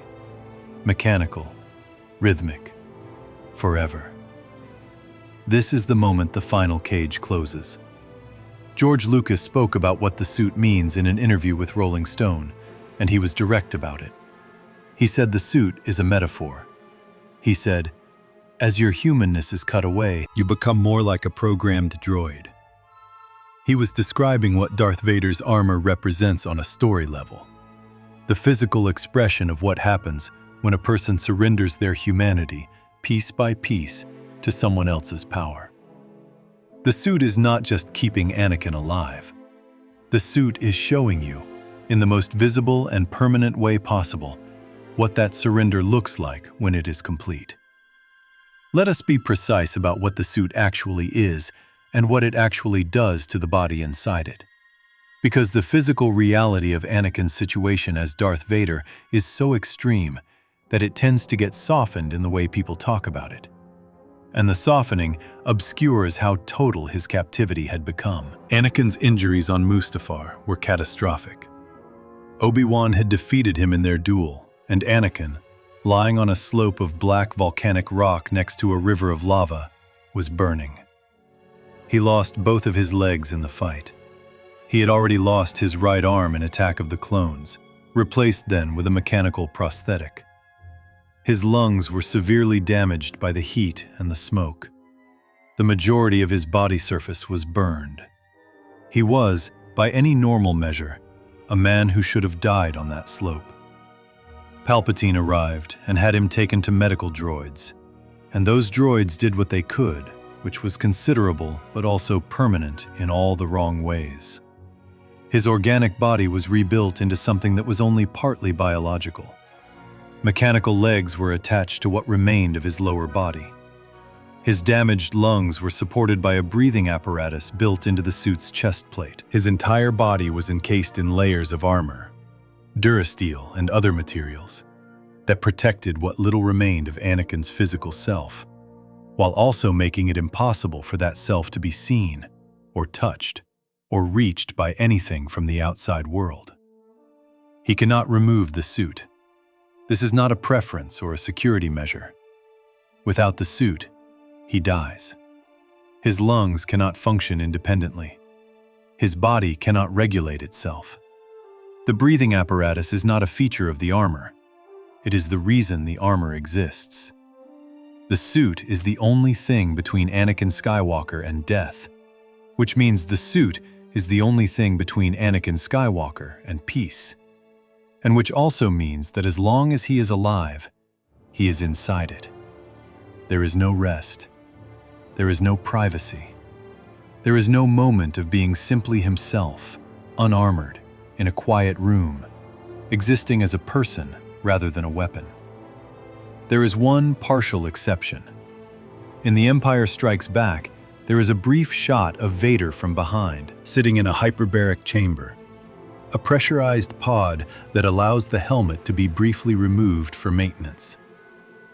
We see the back of a scarred head, no face, just the evidence of the man underneath, glimpsed from behind in a moment of what should be rest, but reads as the loneliness of someone who is never truly at rest in any meaningful sense.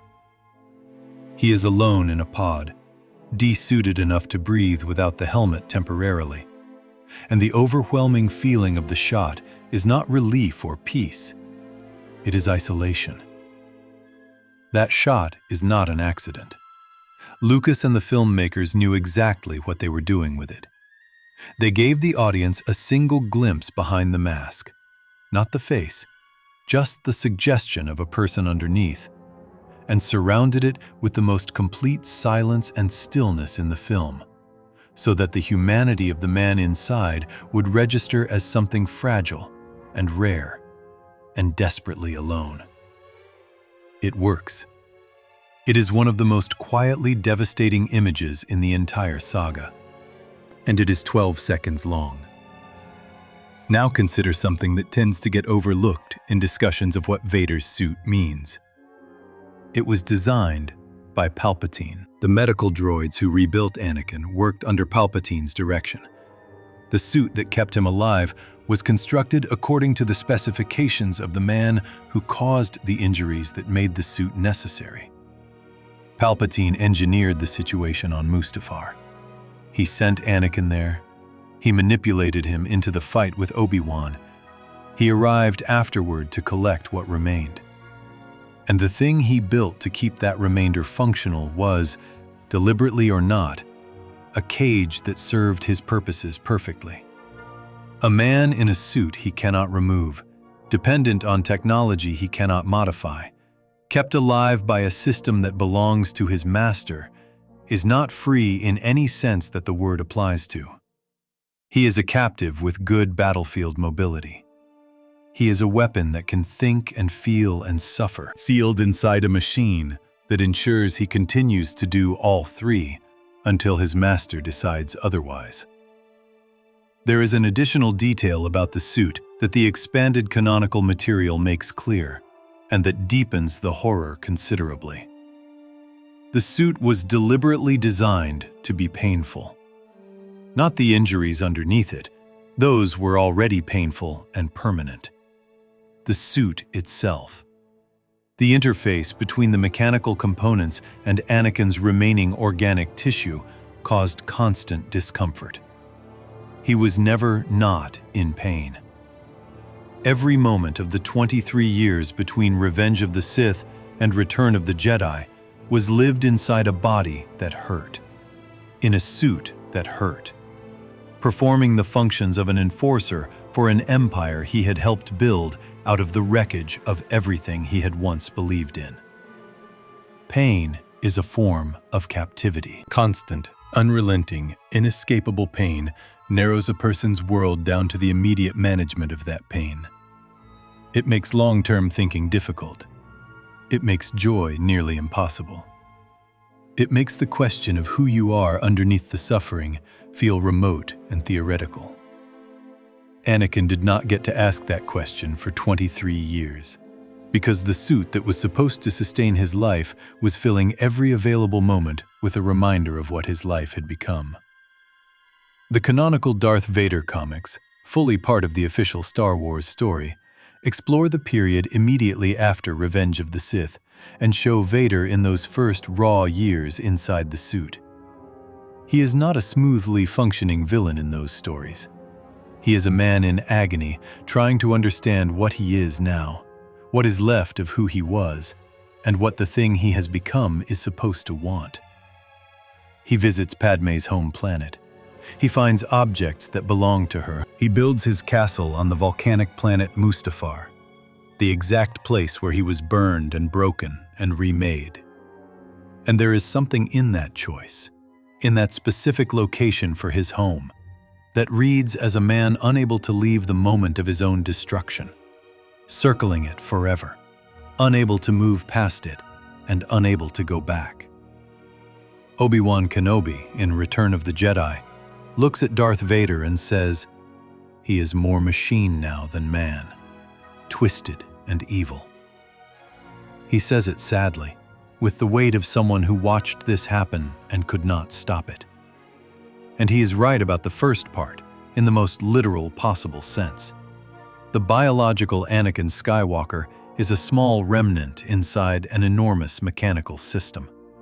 He is more machine than man by volume, by function, by the way the world interacts with him and the way he interacts with the world.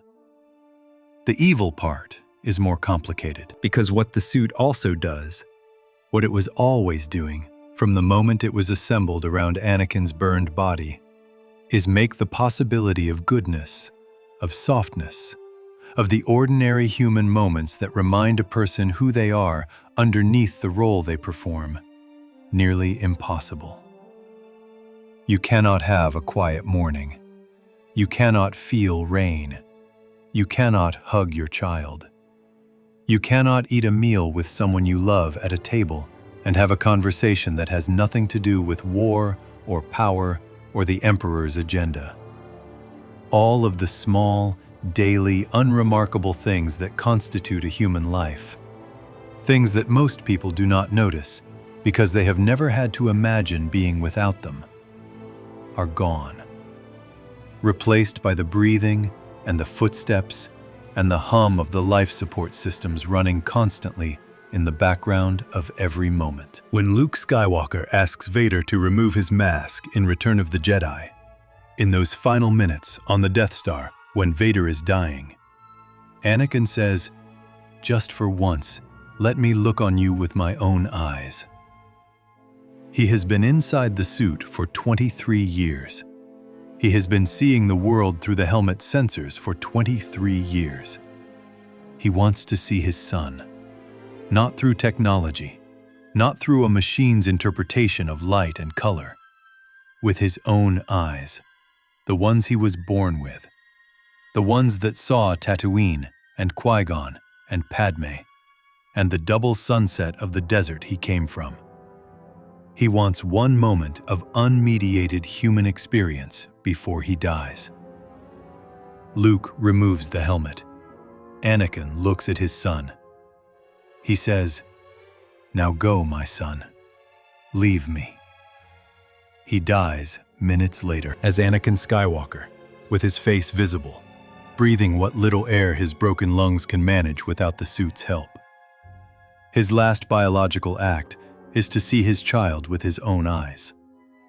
His last free act is to ask Luke to leave so he does not have to watch his father die. He is protecting someone he loves in the only way his dying body still can. The suit held him for 23 years. It kept him alive and kept him captive and kept him in pain and kept him sealed away from every form of human experience that might have reminded him that there was still a person inside it worth saving. It was the most complete physical version of every chain Anakin Skywalker had ever worn. More visible than the Jedi's invisible emotional rules, more permanent than Watto's ownership, more total than even Palpatine's manipulation. Because it was right there on his body, every second, without pause, for more than 2 decades. George Lucas built that suit to show you what the loss of humanity looks like from the outside. What it actually felt like from the inside, the weight, the pain, the silence, the complete isolation from every soft and ordinary thing is something the films can only gesture at.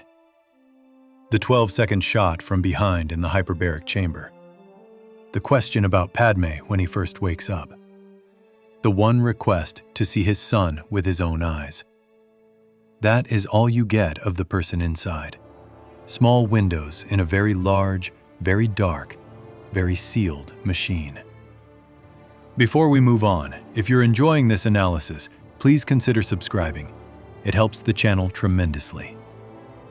The suit was the final cage. But to understand why Anakin stayed inside it, not just physically, but in every other sense, why he served Palpatine for 23 years instead of finding some way to fight back, why the person who once raced pods and built mechanical things and loved his mother and believed he could save everyone spent 2 decades doing the opposite of all of that.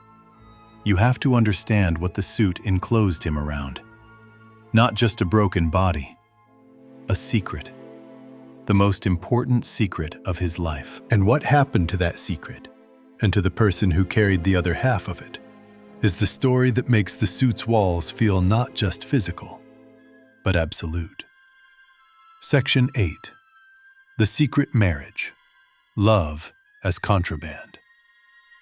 At the end of Attack of the Clones, on a green and peaceful planet called Naboo, Anakin Skywalker and Padme Amidala get married. It is a small ceremony. There is no crowd, no celebration, no family members gathered to witness it, no friends raising a glass afterward, no public announcement, no record filed anywhere that 2 people who love each other have decided to spend their lives together.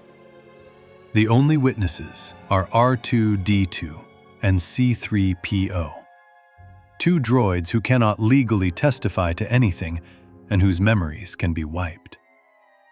The ceremony is conducted by a holy man on the edge of a lake at golden hour, and it is genuinely beautiful. And then it is immediately over, and immediately secret. And it stays secret for the entire rest of both of their lives. Padme never tells anyone. Anakin never tells anyone. They live for years in the same social world, the same republic, the same Coruscant, the same network of senators and Jedi and Clone War briefings, as 2 people who have no official relationship to each other whatsoever. He is the Jedi Knight. She is the senator. They interact in public with the careful, measured distance of people who are colleagues at most. And then they find their stolen hours together in private. And then they go back to performing the distance. And the entire time, the most important fact of both of their inner lives is something neither of them can say out loud to a single person who matters. This is what Anakin Skywalker's love life looked like. Not because he did not love deeply. He loved Padme with an intensity that eventually reshaped the fate of the entire galaxy. But because the institution that owned his time and governed his conduct had a rule, and the rule said that what he felt for her was forbidden. And so the love had to live in the dark, cramped, airless space of a secret that could end his career, his purpose, and his sense of self if it was ever found out. The Jedi Code forbade romantic attachment. This has been covered earlier in this essay as part of the broader picture of emotional suppression. But it is worth looking at specifically now, because the marriage and the secrecy it required did something particular and damaging to Anakin that goes beyond the general cost of having to suppress emotions. Secrets have a specific psychological weight that is different from the weight of simply not expressing something. A secret is active. It requires constant maintenance. Every day you carry a secret. You are performing the absence of it, constructing a version of yourself for public consumption that does not contain the thing you are hiding, monitoring every interaction for moments when the secret might show, calculating what you can say and what you cannot say, and to whom. Anakin did this every day, for years. He could not tell Obi-Wan, the man who trained him, who was as close to a brother as Anakin had, who loved him genuinely, and whom Anakin genuinely loved. Anakin could not tell him the most important thing in his life. Every conversation they had existed with this enormous omission sitting in the middle of it. Every time Obi-Wan expressed concern about Anakin's emotional state, Every time he sensed that something was wrong and reached out in his careful, restrained way, Anakin had to navigate around the truth, had to find some other explanation, some partial truth, some way of addressing the surface of the worry without getting anywhere near its actual source. He could not tell the Jedi Council. He could not seek guidance from the people whose job it was to guide him when his marriage started producing the kind of terror that rearranges a person's inner life. When the dreams about Padme dying began, when the fear of losing her became the dominant fact of his waking existence. He could not go to Mace Windu or Yoda or any of the senior Jedi and say, "My wife is pregnant, and I am having visions of her death, and I do not know what to do." He could not say the word wife. He could not say pregnant. He had to strip all of that context out and bring only the surface of the fear. Someone I care about might die. Which is exactly what he did with Yoda, and which is exactly why Yoda's response was so insufficient. Yoda was answering a question he had not been given the full information to answer. He was treating a symptom whose cause was deliberately hidden from him. This is the specific, terrible logic of the secret. It did not just prevent Anakin from being fully known. It prevented anyone around him from being able to fully help him. He had constructed, out of necessity, a version of himself that could interact with the Jedi Order, and that version was missing the most important piece of who he actually was. No one who only saw that version could have given him what he needed, because what he needed was rooted in the part of himself he was not allowed to show. The only person he could show it to was Padme. And here is where something that begins as a love story becomes something more complicated. Padme was Anakin's only outlet. She was the only person in his life to whom he could speak without performing, the only relationship he had that was not filtered through the Jedi Code or the public role of the Republic's most powerful young knight. When he was with her, he could be frightened. He could be uncertain. He could be the person who was still figuring things out rather than the person who was supposed to have them figured out. She gave him something that nothing else in his life provided: the experience of being fully seen without immediate consequence. That is an enormous thing to place on one relationship, an enormous thing to ask one person to carry. And over time, what begins as love shaped by genuine connection begins to carry the additional weight of Anakin's total dependence on her as his only safe space, the only place his real self exists. Which means that the prospect of losing her is not just the prospect of losing his wife. It is the prospect of losing the only room in the entire galaxy where he is allowed to be a full person. This is why his love for Padme curdled over time in ways that even he did not fully understand. He told her in Attack of the Clones, "You are in my very soul, tormenting me." This is not the language of a person who loves freely and confidently. It is the language of a person for whom love and terror have become the same feeling, for whom the presence of the beloved is inseparable from the fear of their absence. Padme herself was warm and clear-eyed and grounded in ways that Anakin was not, and she loved him genuinely. But she also sensed throughout their relationship that something in how he loved her was too tight, too desperate, too close to the edge of something that frightened her without her being fully able to name it. In Revenge of the Sith, when Anakin tells her he wants the power to stop people from dying, and she asks what is happening to him, she is seeing exactly this. She is watching someone she loves standing at the edge of something terrible and being unable to pull him back. Partly because the thing pulling him forward, the visions of her death, the fear of her loss, is also about her. And there is no way to argue a man out of a fear that has her face on it. George Lucas was precise about what the dreams represented. He said they were real visions. He said Padmé's death was, in some sense, already fixed. That Anakin was not seeing a warning about a preventable future, but something that was already in motion.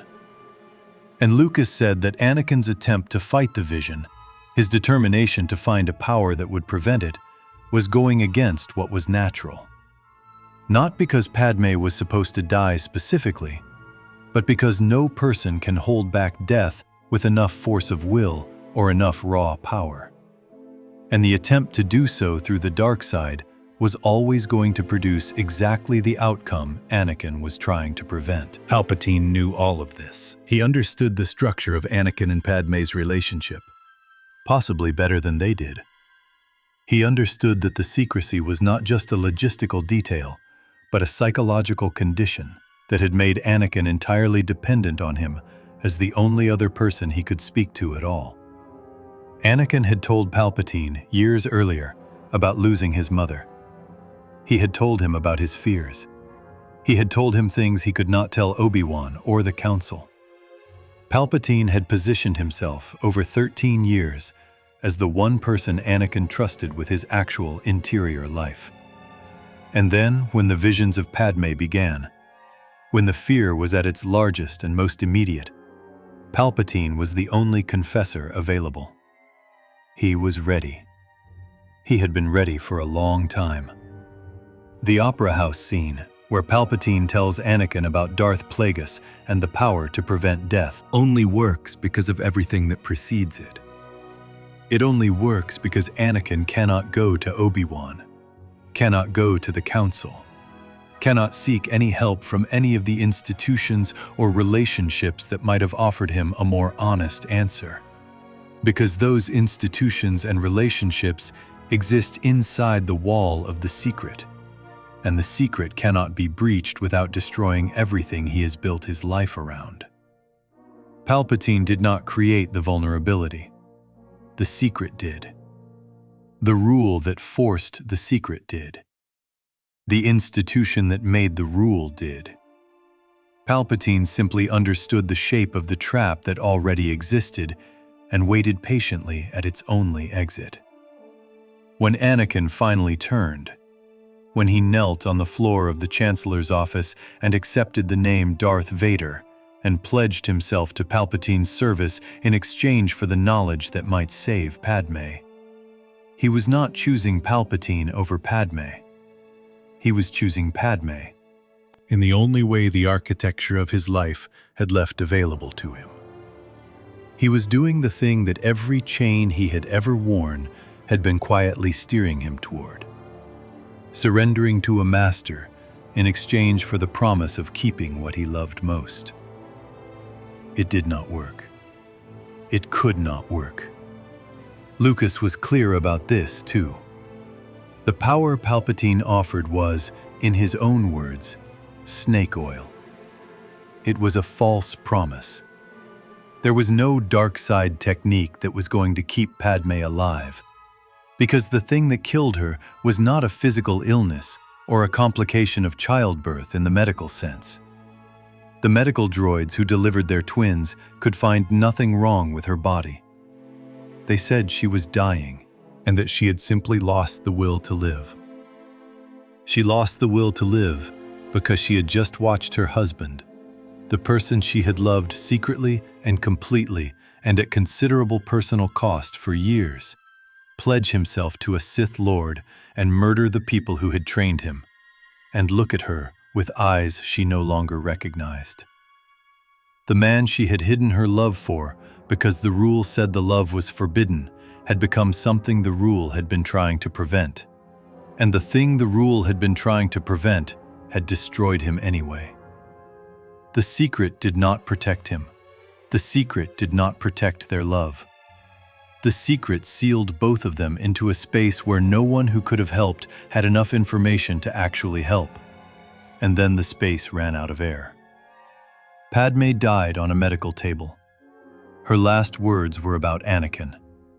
She said, "There is still good in him."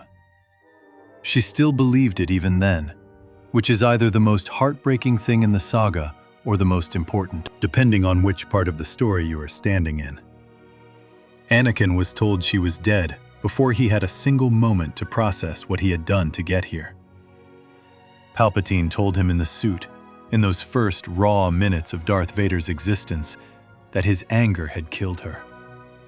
That the person he turned to the dark side to save was gone because of him. And Anakin, sealed inside the mask, unable to feel his wife's presence in the Force because the suit suppressed some of his connection to it, unable to reach her or find her or verify the truth of what he was being told, had no way to know how much of this was accurate, and no way to grieve it in any form that a human being can actually survive.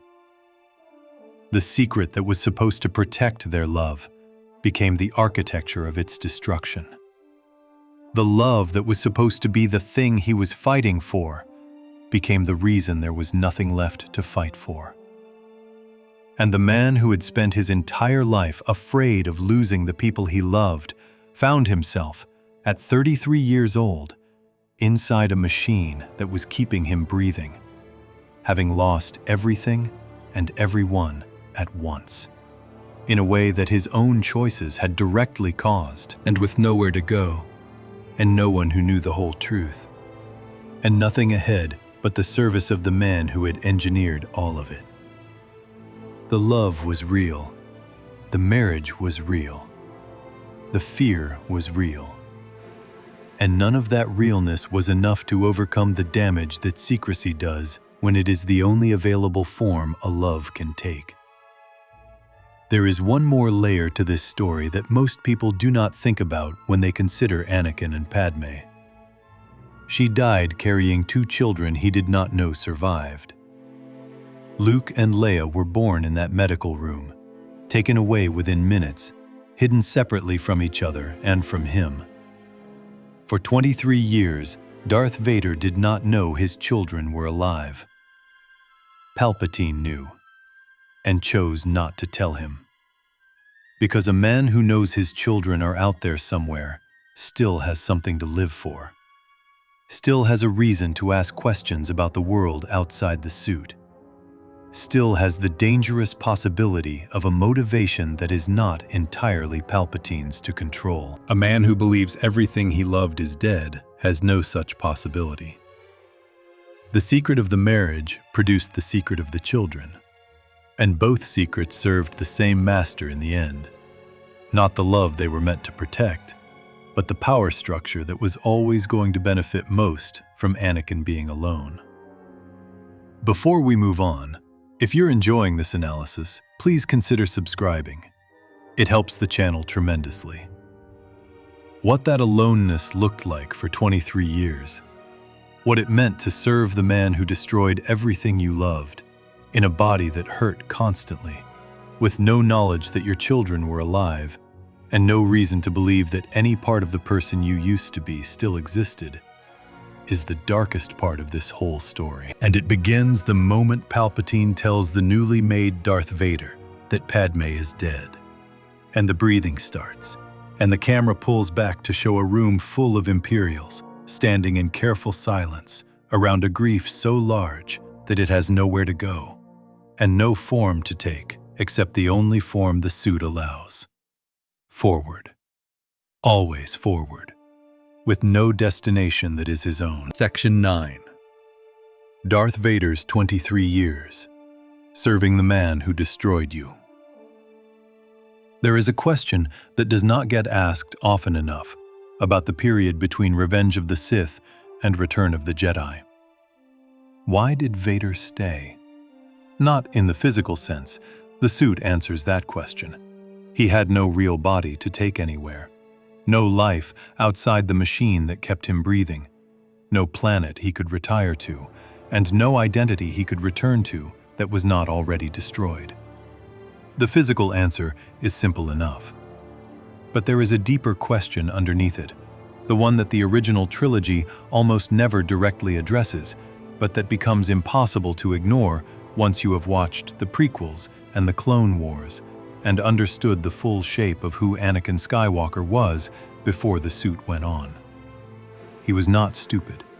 He was not weak. He was one of the most powerful Force users who had ever lived, with a mind sharp enough to build a working pod racer from spare parts as a child, and a battlefield instinct that made him one of the greatest military commanders of the Clone Wars.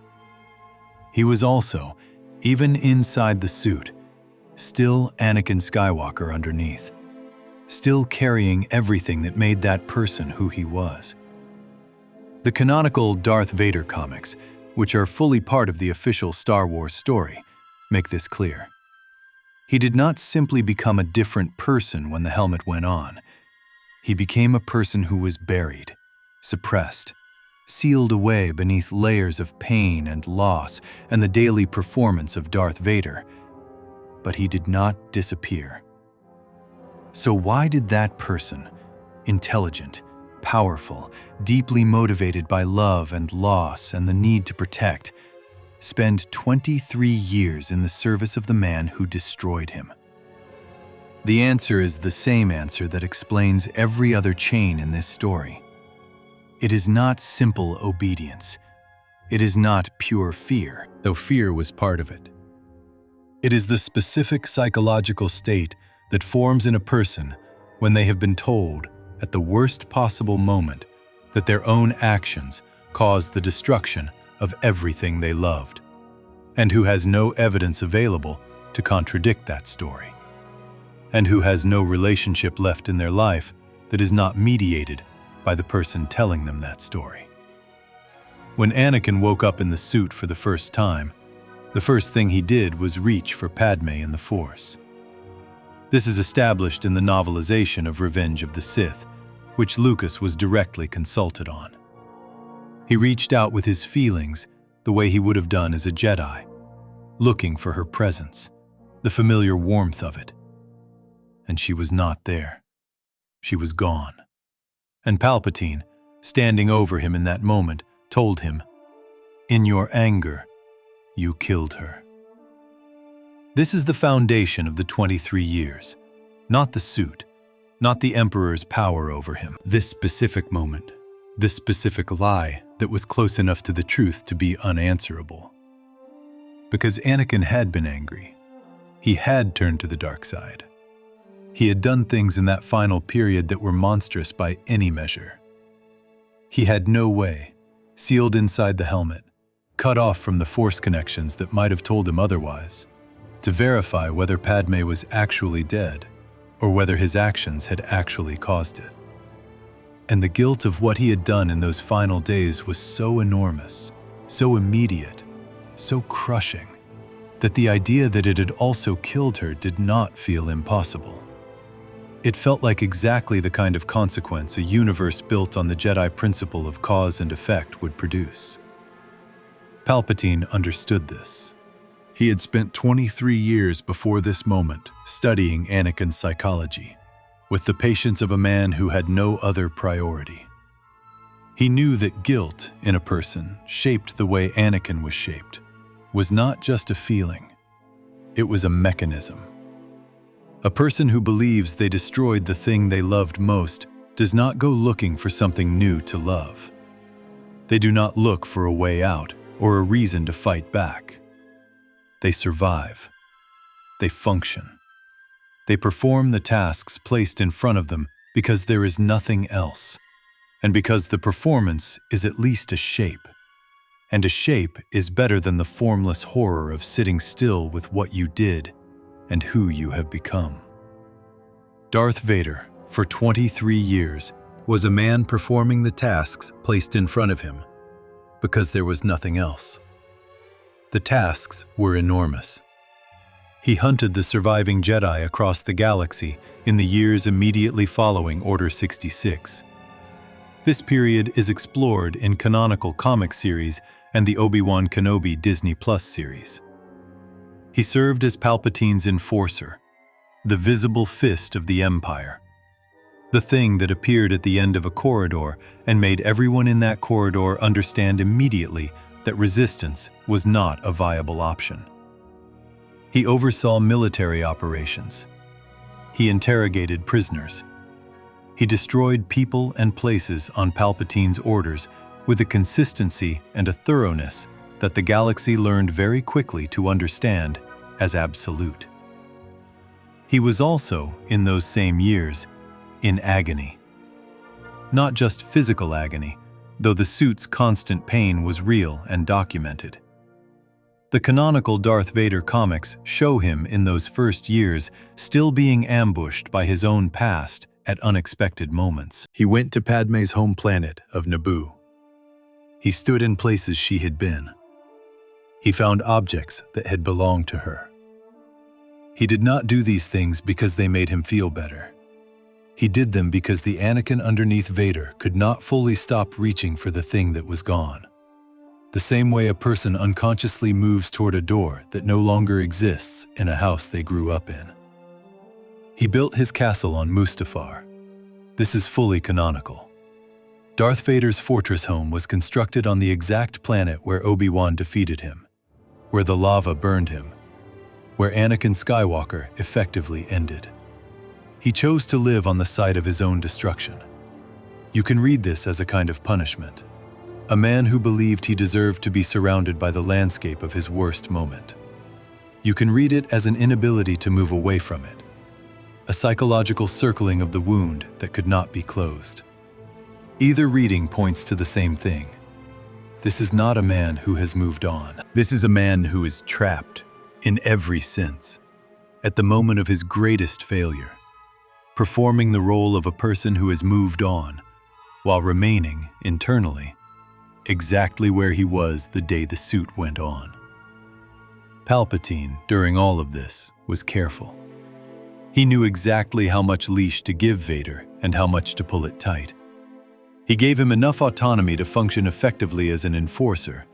Vader made real decisions, led real campaigns, had real authority within the Imperial structure. But he never gave him enough information, enough independence, or enough emotional space to start asking the questions that might have destabilized the arrangement. He kept Vader focused on the mission, on the hunt, on the next target, the next planet, the next demonstration of Imperial power. And, critically, he kept from Vader the one piece of information that might have changed everything. Padmé's children survived. Luke and Leia were born alive. They were hidden. Luke on Tatooine with Anakin's stepfamily. Leia on Alderaan with Senator Bail Organa. And Palpatine knew this and said nothing. For 23 years, Darth Vader operated under the belief that his children were dead along with their mother. He had no reason to look for them. He had no reason to believe there was anything left of his life before the suit that was still alive in the galaxy. A man with no living family has no anchor outside his master's control. A man who believes his children are dead has no future to protect, no legacy to think about, no version of the world 20 years from now that he is trying to preserve for someone he loves. Palpatine was not just keeping information from Vader. He was keeping the specific piece of information that would have given Vader a reason to exist independently of him. The secret of the children was a leash, just as invisible and just as total as every other leash in Anakin's life. And it held for 23 years. Then the events of A New Hope happen. A young man blows up the Death Star with a Force-guided shot that no ordinary pilot could have made. Palpatine becomes aware of this almost immediately. In The Empire Strikes Back, when Vader mentions the rebel pilot to the Emperor, you can see, even through Ian McDiarmid's controlled, precise performance, the moment Palpatine registers what this means and begins calculating how to use it.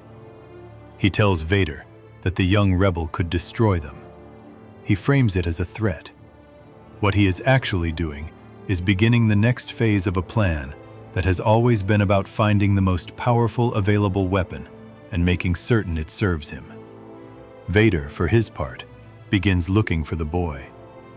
He finds his name, Skywalker, And there is a moment in the canonical Darth Vader comic series, set between A New Hope and The Empire Strikes Back, when Vader discovers this name and the truth it carries.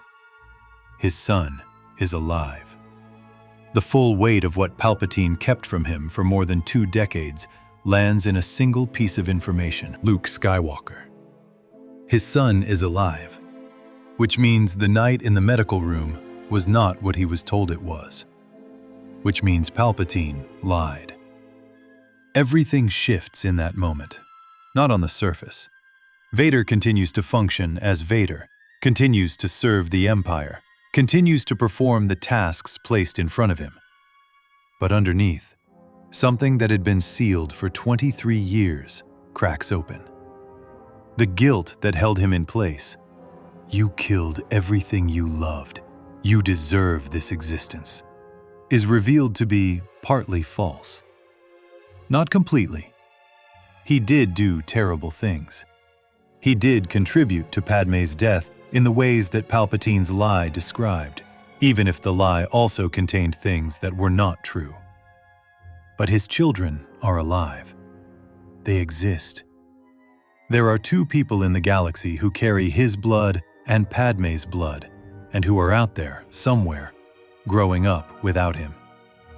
This is what changes the final act of the saga. Not a sudden conversion, or a dramatic moment of realizing the dark side was wrong. A piece of information. A name. The discovery that the story he had been living inside for 23 years was built on something Palpatine chose not to tell him. And the slow, quiet, enormously painful process of a man beginning to understand that the cage he has been living in was never quite as total as he was told. In The Empire Strikes Back, Vader tells Luke the truth on Bespin. He reaches out with the Force, and he says, "I am your father."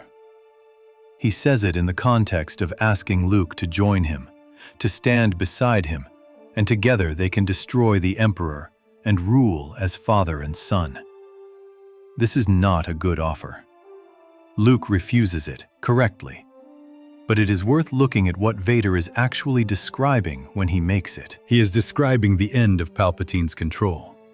He is describing a version of the future where the man who destroyed everything he loved is no longer the master of his life. He is reaching, clumsily, and through the framework of the dark side, because it is the only framework he still has, towards something that looks like freedom. Luke does not take his hand, but he also does not fully give up on his father.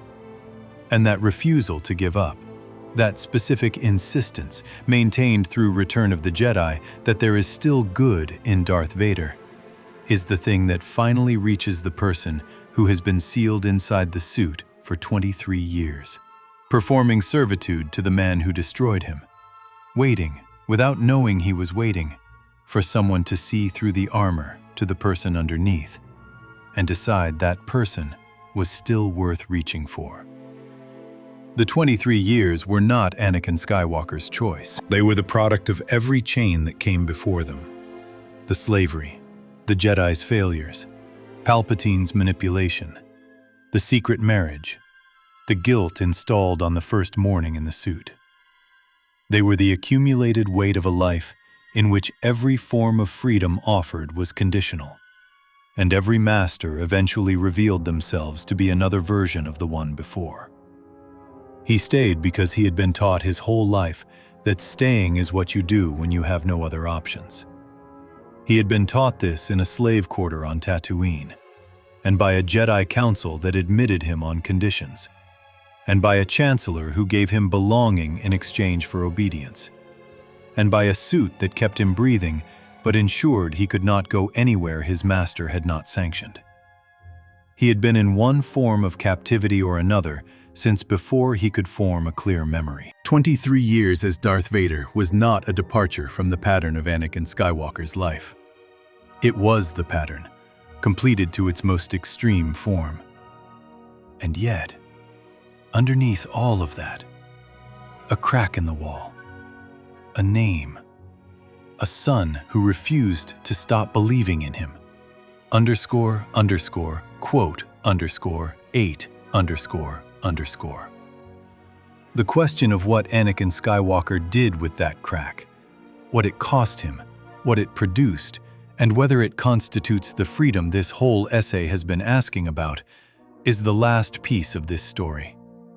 And it is the one that determines whether everything that came before it was simply tragedy, or something more complicated and more important than that.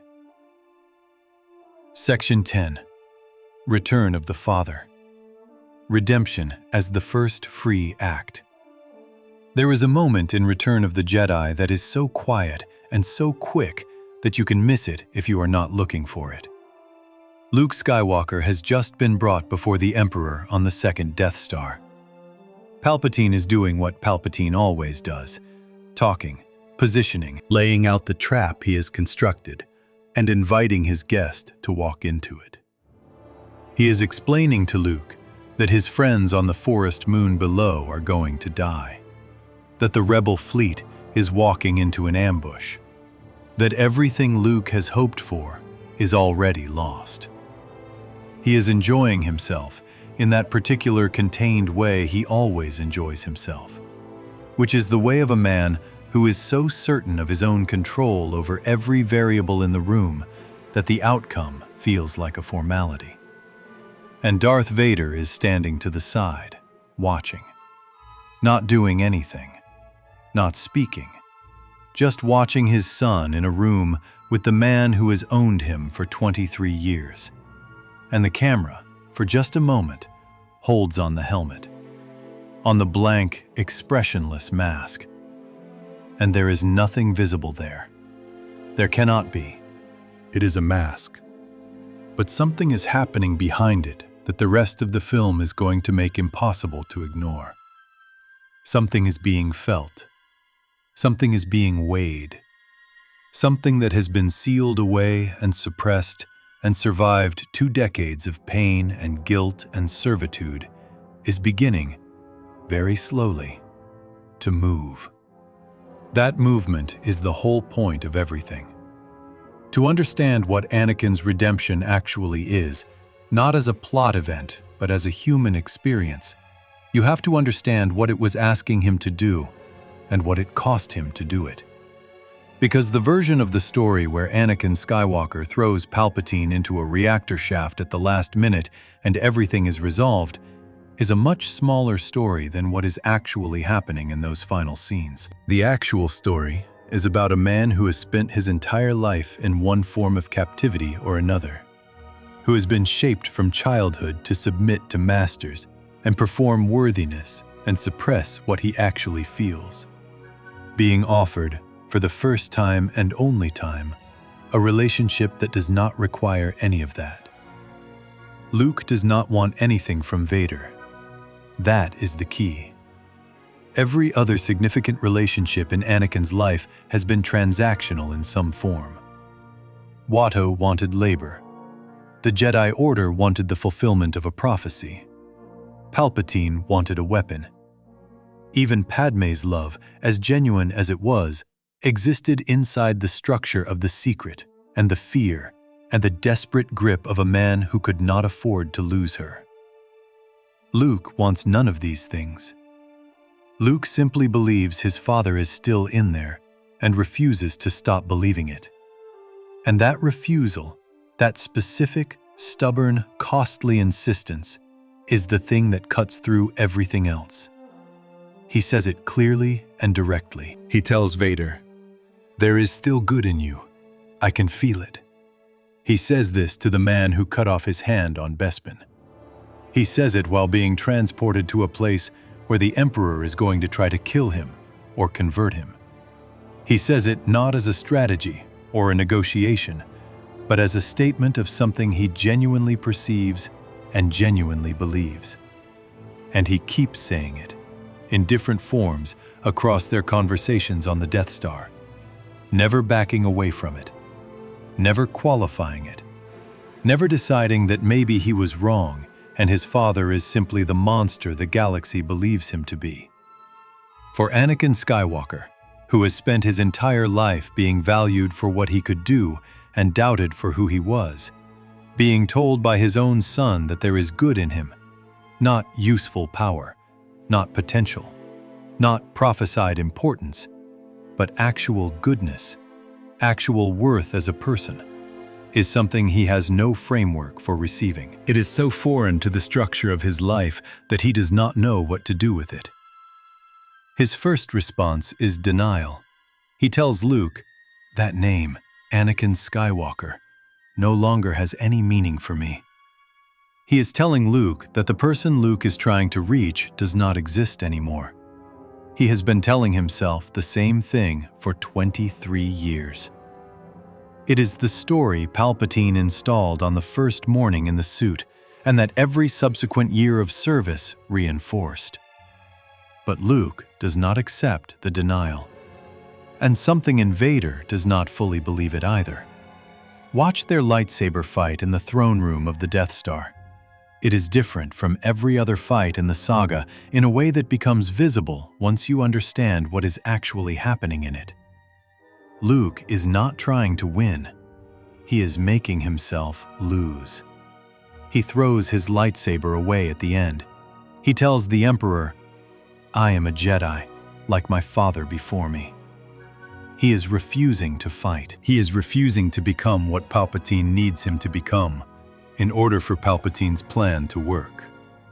And the Emperor, predictably, responds to this refusal by trying to kill him with Force lightning. And Vader watches his son dying. George Lucas talked about this moment specifically.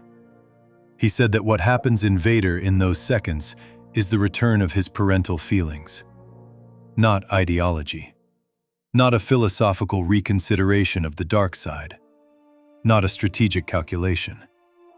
The specific, physical, primal response of a parent watching their child suffer. Lucas said that Anakin's parental instincts return, and that it is those instincts, the most basic and human thing about him, the thing that survived everything, that finally override the 23 years of conditioning and guilt and submission. This is important because it tells you exactly where Anakin's freedom comes from at the end. It does not come from wisdom. It does not come from finally understanding the Jedi philosophy that attachment is dangerous. It does not come from a calm, considered decision to turn away from the dark side after careful reflection. It comes from the gut, from the part of a person that exists below thought and training and conditioning, and the long work of making someone believe they have no choices left. It comes from the place in him that loved his mother and loved Padme, and spent 23 years carrying that love sealed inside a machine that had no room for it. He picks Palpatine up. This is the physical act. Palpatine is a Sith Lord of enormous power, and the effort of lifting him while being hit by Force lightning that was designed to damage the suit's systems, which meant it was also damaging the life support keeping Anakin breathing, is enormous. He carries him to the edge of the shaft. He drops him, and the Emperor falls screaming into the reactor below. The deed takes perhaps 15 seconds. The buildup was 33 years. Lucas confirmed this was the fulfillment of the prophecy. Anakin, as the chosen one, destroyed the Sith. Not by being a perfect Jedi, not by following the code or mastering his attachments, or achieving any of the things the Order had required of him for years without the tools to help him achieve them. He destroyed the Sith by doing the most human and ordinary thing. He refused to watch his child die in front of him when he had the power to stop it.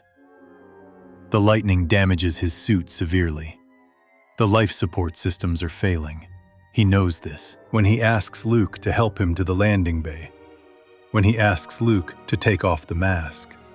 He knows that taking off the mask is the same as choosing to die on his own timeline rather than Palpatine's. He has known this from the moment he lifted the Emperor. He chose Luke's life over his own survival, understanding completely what that choice cost. Luke carries him. He is trying to get his father to a ship, to medical help, to any possibility of survival. And Anakin stops him. He says, "Leave me." He says, "You already have, Luke." He says, "Just for once, let me look on you with my own eyes." Let me look on you with my own eyes. 23 years inside a helmet. 23 years of seeing the world through sensors and lenses and the technology of a suit designed by the man who destroyed him. His son is right in front of him, and he wants to see him the way a father sees a child. Directly, with his own body, without anything in between. This is not a dramatic request. It is the most ordinary human desire possible. It is the desire to be present in a moment, without a machine mediating that presence. Luke takes the helmet off, and we see Anakin Skywalker's face for the first time in 23 years. He is old. He is scarred. He is pale in the way that a body deprived of sunlight and fresh air for decades would be pale. He is clearly dying. And he looks at his son with eyes that are simply, quietly human. And he says, "Tell your sister you were right about me." That line contains the entire story. Tell your sister you were right about me. He knows about Leia. He knows Luke has a sister, which in this moment means he knows both of his children survived. Both of them are real. Both of them have been out there living their lives, while he was sealed inside the machine, thinking they were gone. He does not have time to process this. He does not have time to grieve the 23 years of not knowing, or to feel whatever complicated thing a father feels when he discovers that the family Palpatine told him was dead was alive all along.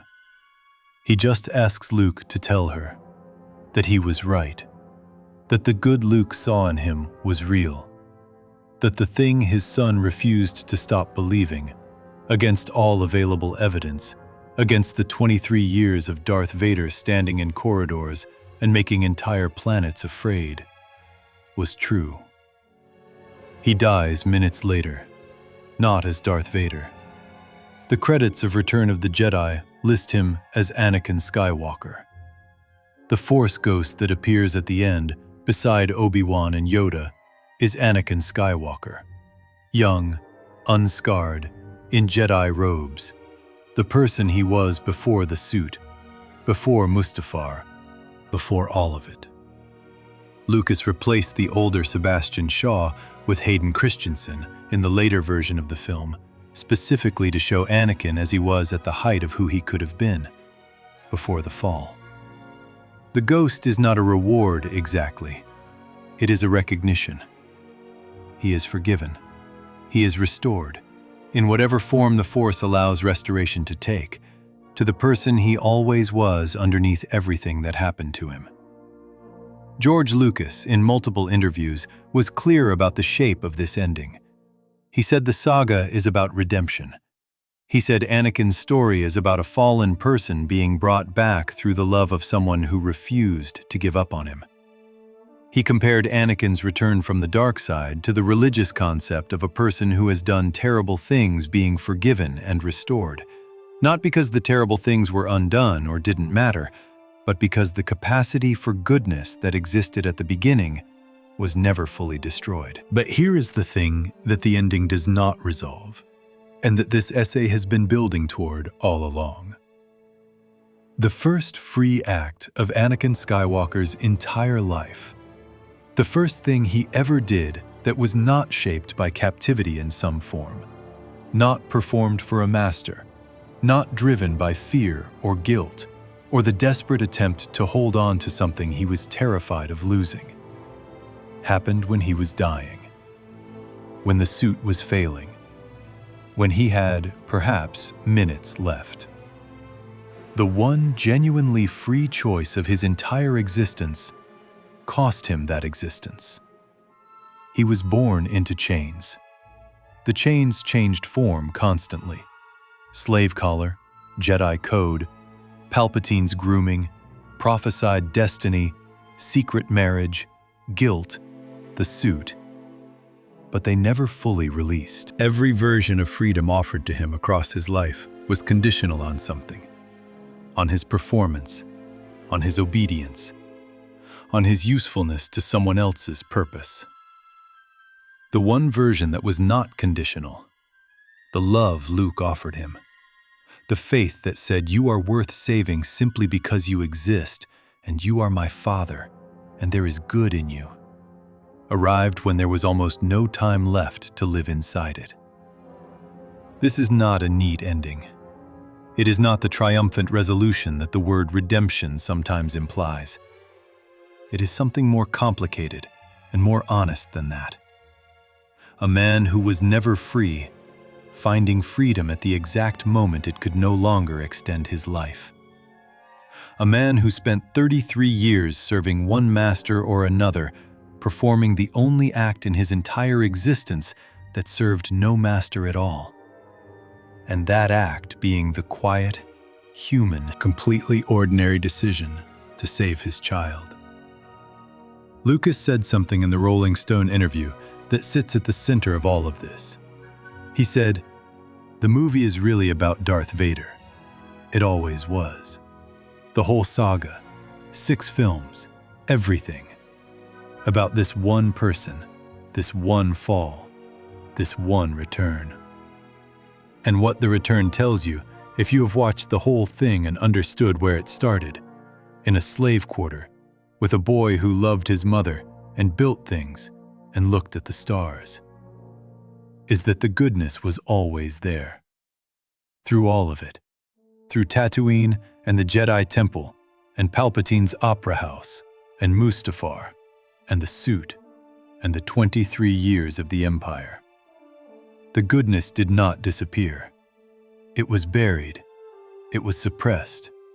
It was sealed inside a machine that was not built to show it. But it was there. Luke was right. And the tragedy of Anakin Skywalker is not that the goodness was destroyed. The tragedy is that it survived everything, all the way to the end, and only got to breathe for a few minutes before the breathing stopped. That is the story. Born into chains, shaped by captivity, offered conditional freedoms that were never quite real. And finally, once, briefly, at the cost of his life, free. The question the saga leaves you with, the one it never quite answers because it cannot, is a simple one. What might he have become if someone had looked at that 9-year-old boy in the slave quarter and offered him something that was not conditional? What might have grown in the space where fear and guilt and the performance of worthiness lived, if that space had been given to him for a different purpose? We do not get to know. The story ends where it ends, with a man dying on a metal floor and his son beside him, and the stars outside the window, and a face, finally visible, finally at rest. It is enough. It has to be enough. But it is also the saddest possible answer to the question this essay began with. Did Anakin Skywalker ever get to be free? Once, at the very end, for just a moment, and then he was gone. If you enjoyed this video, make sure to subscribe. Thanks for watching, and I'll see you in the next one.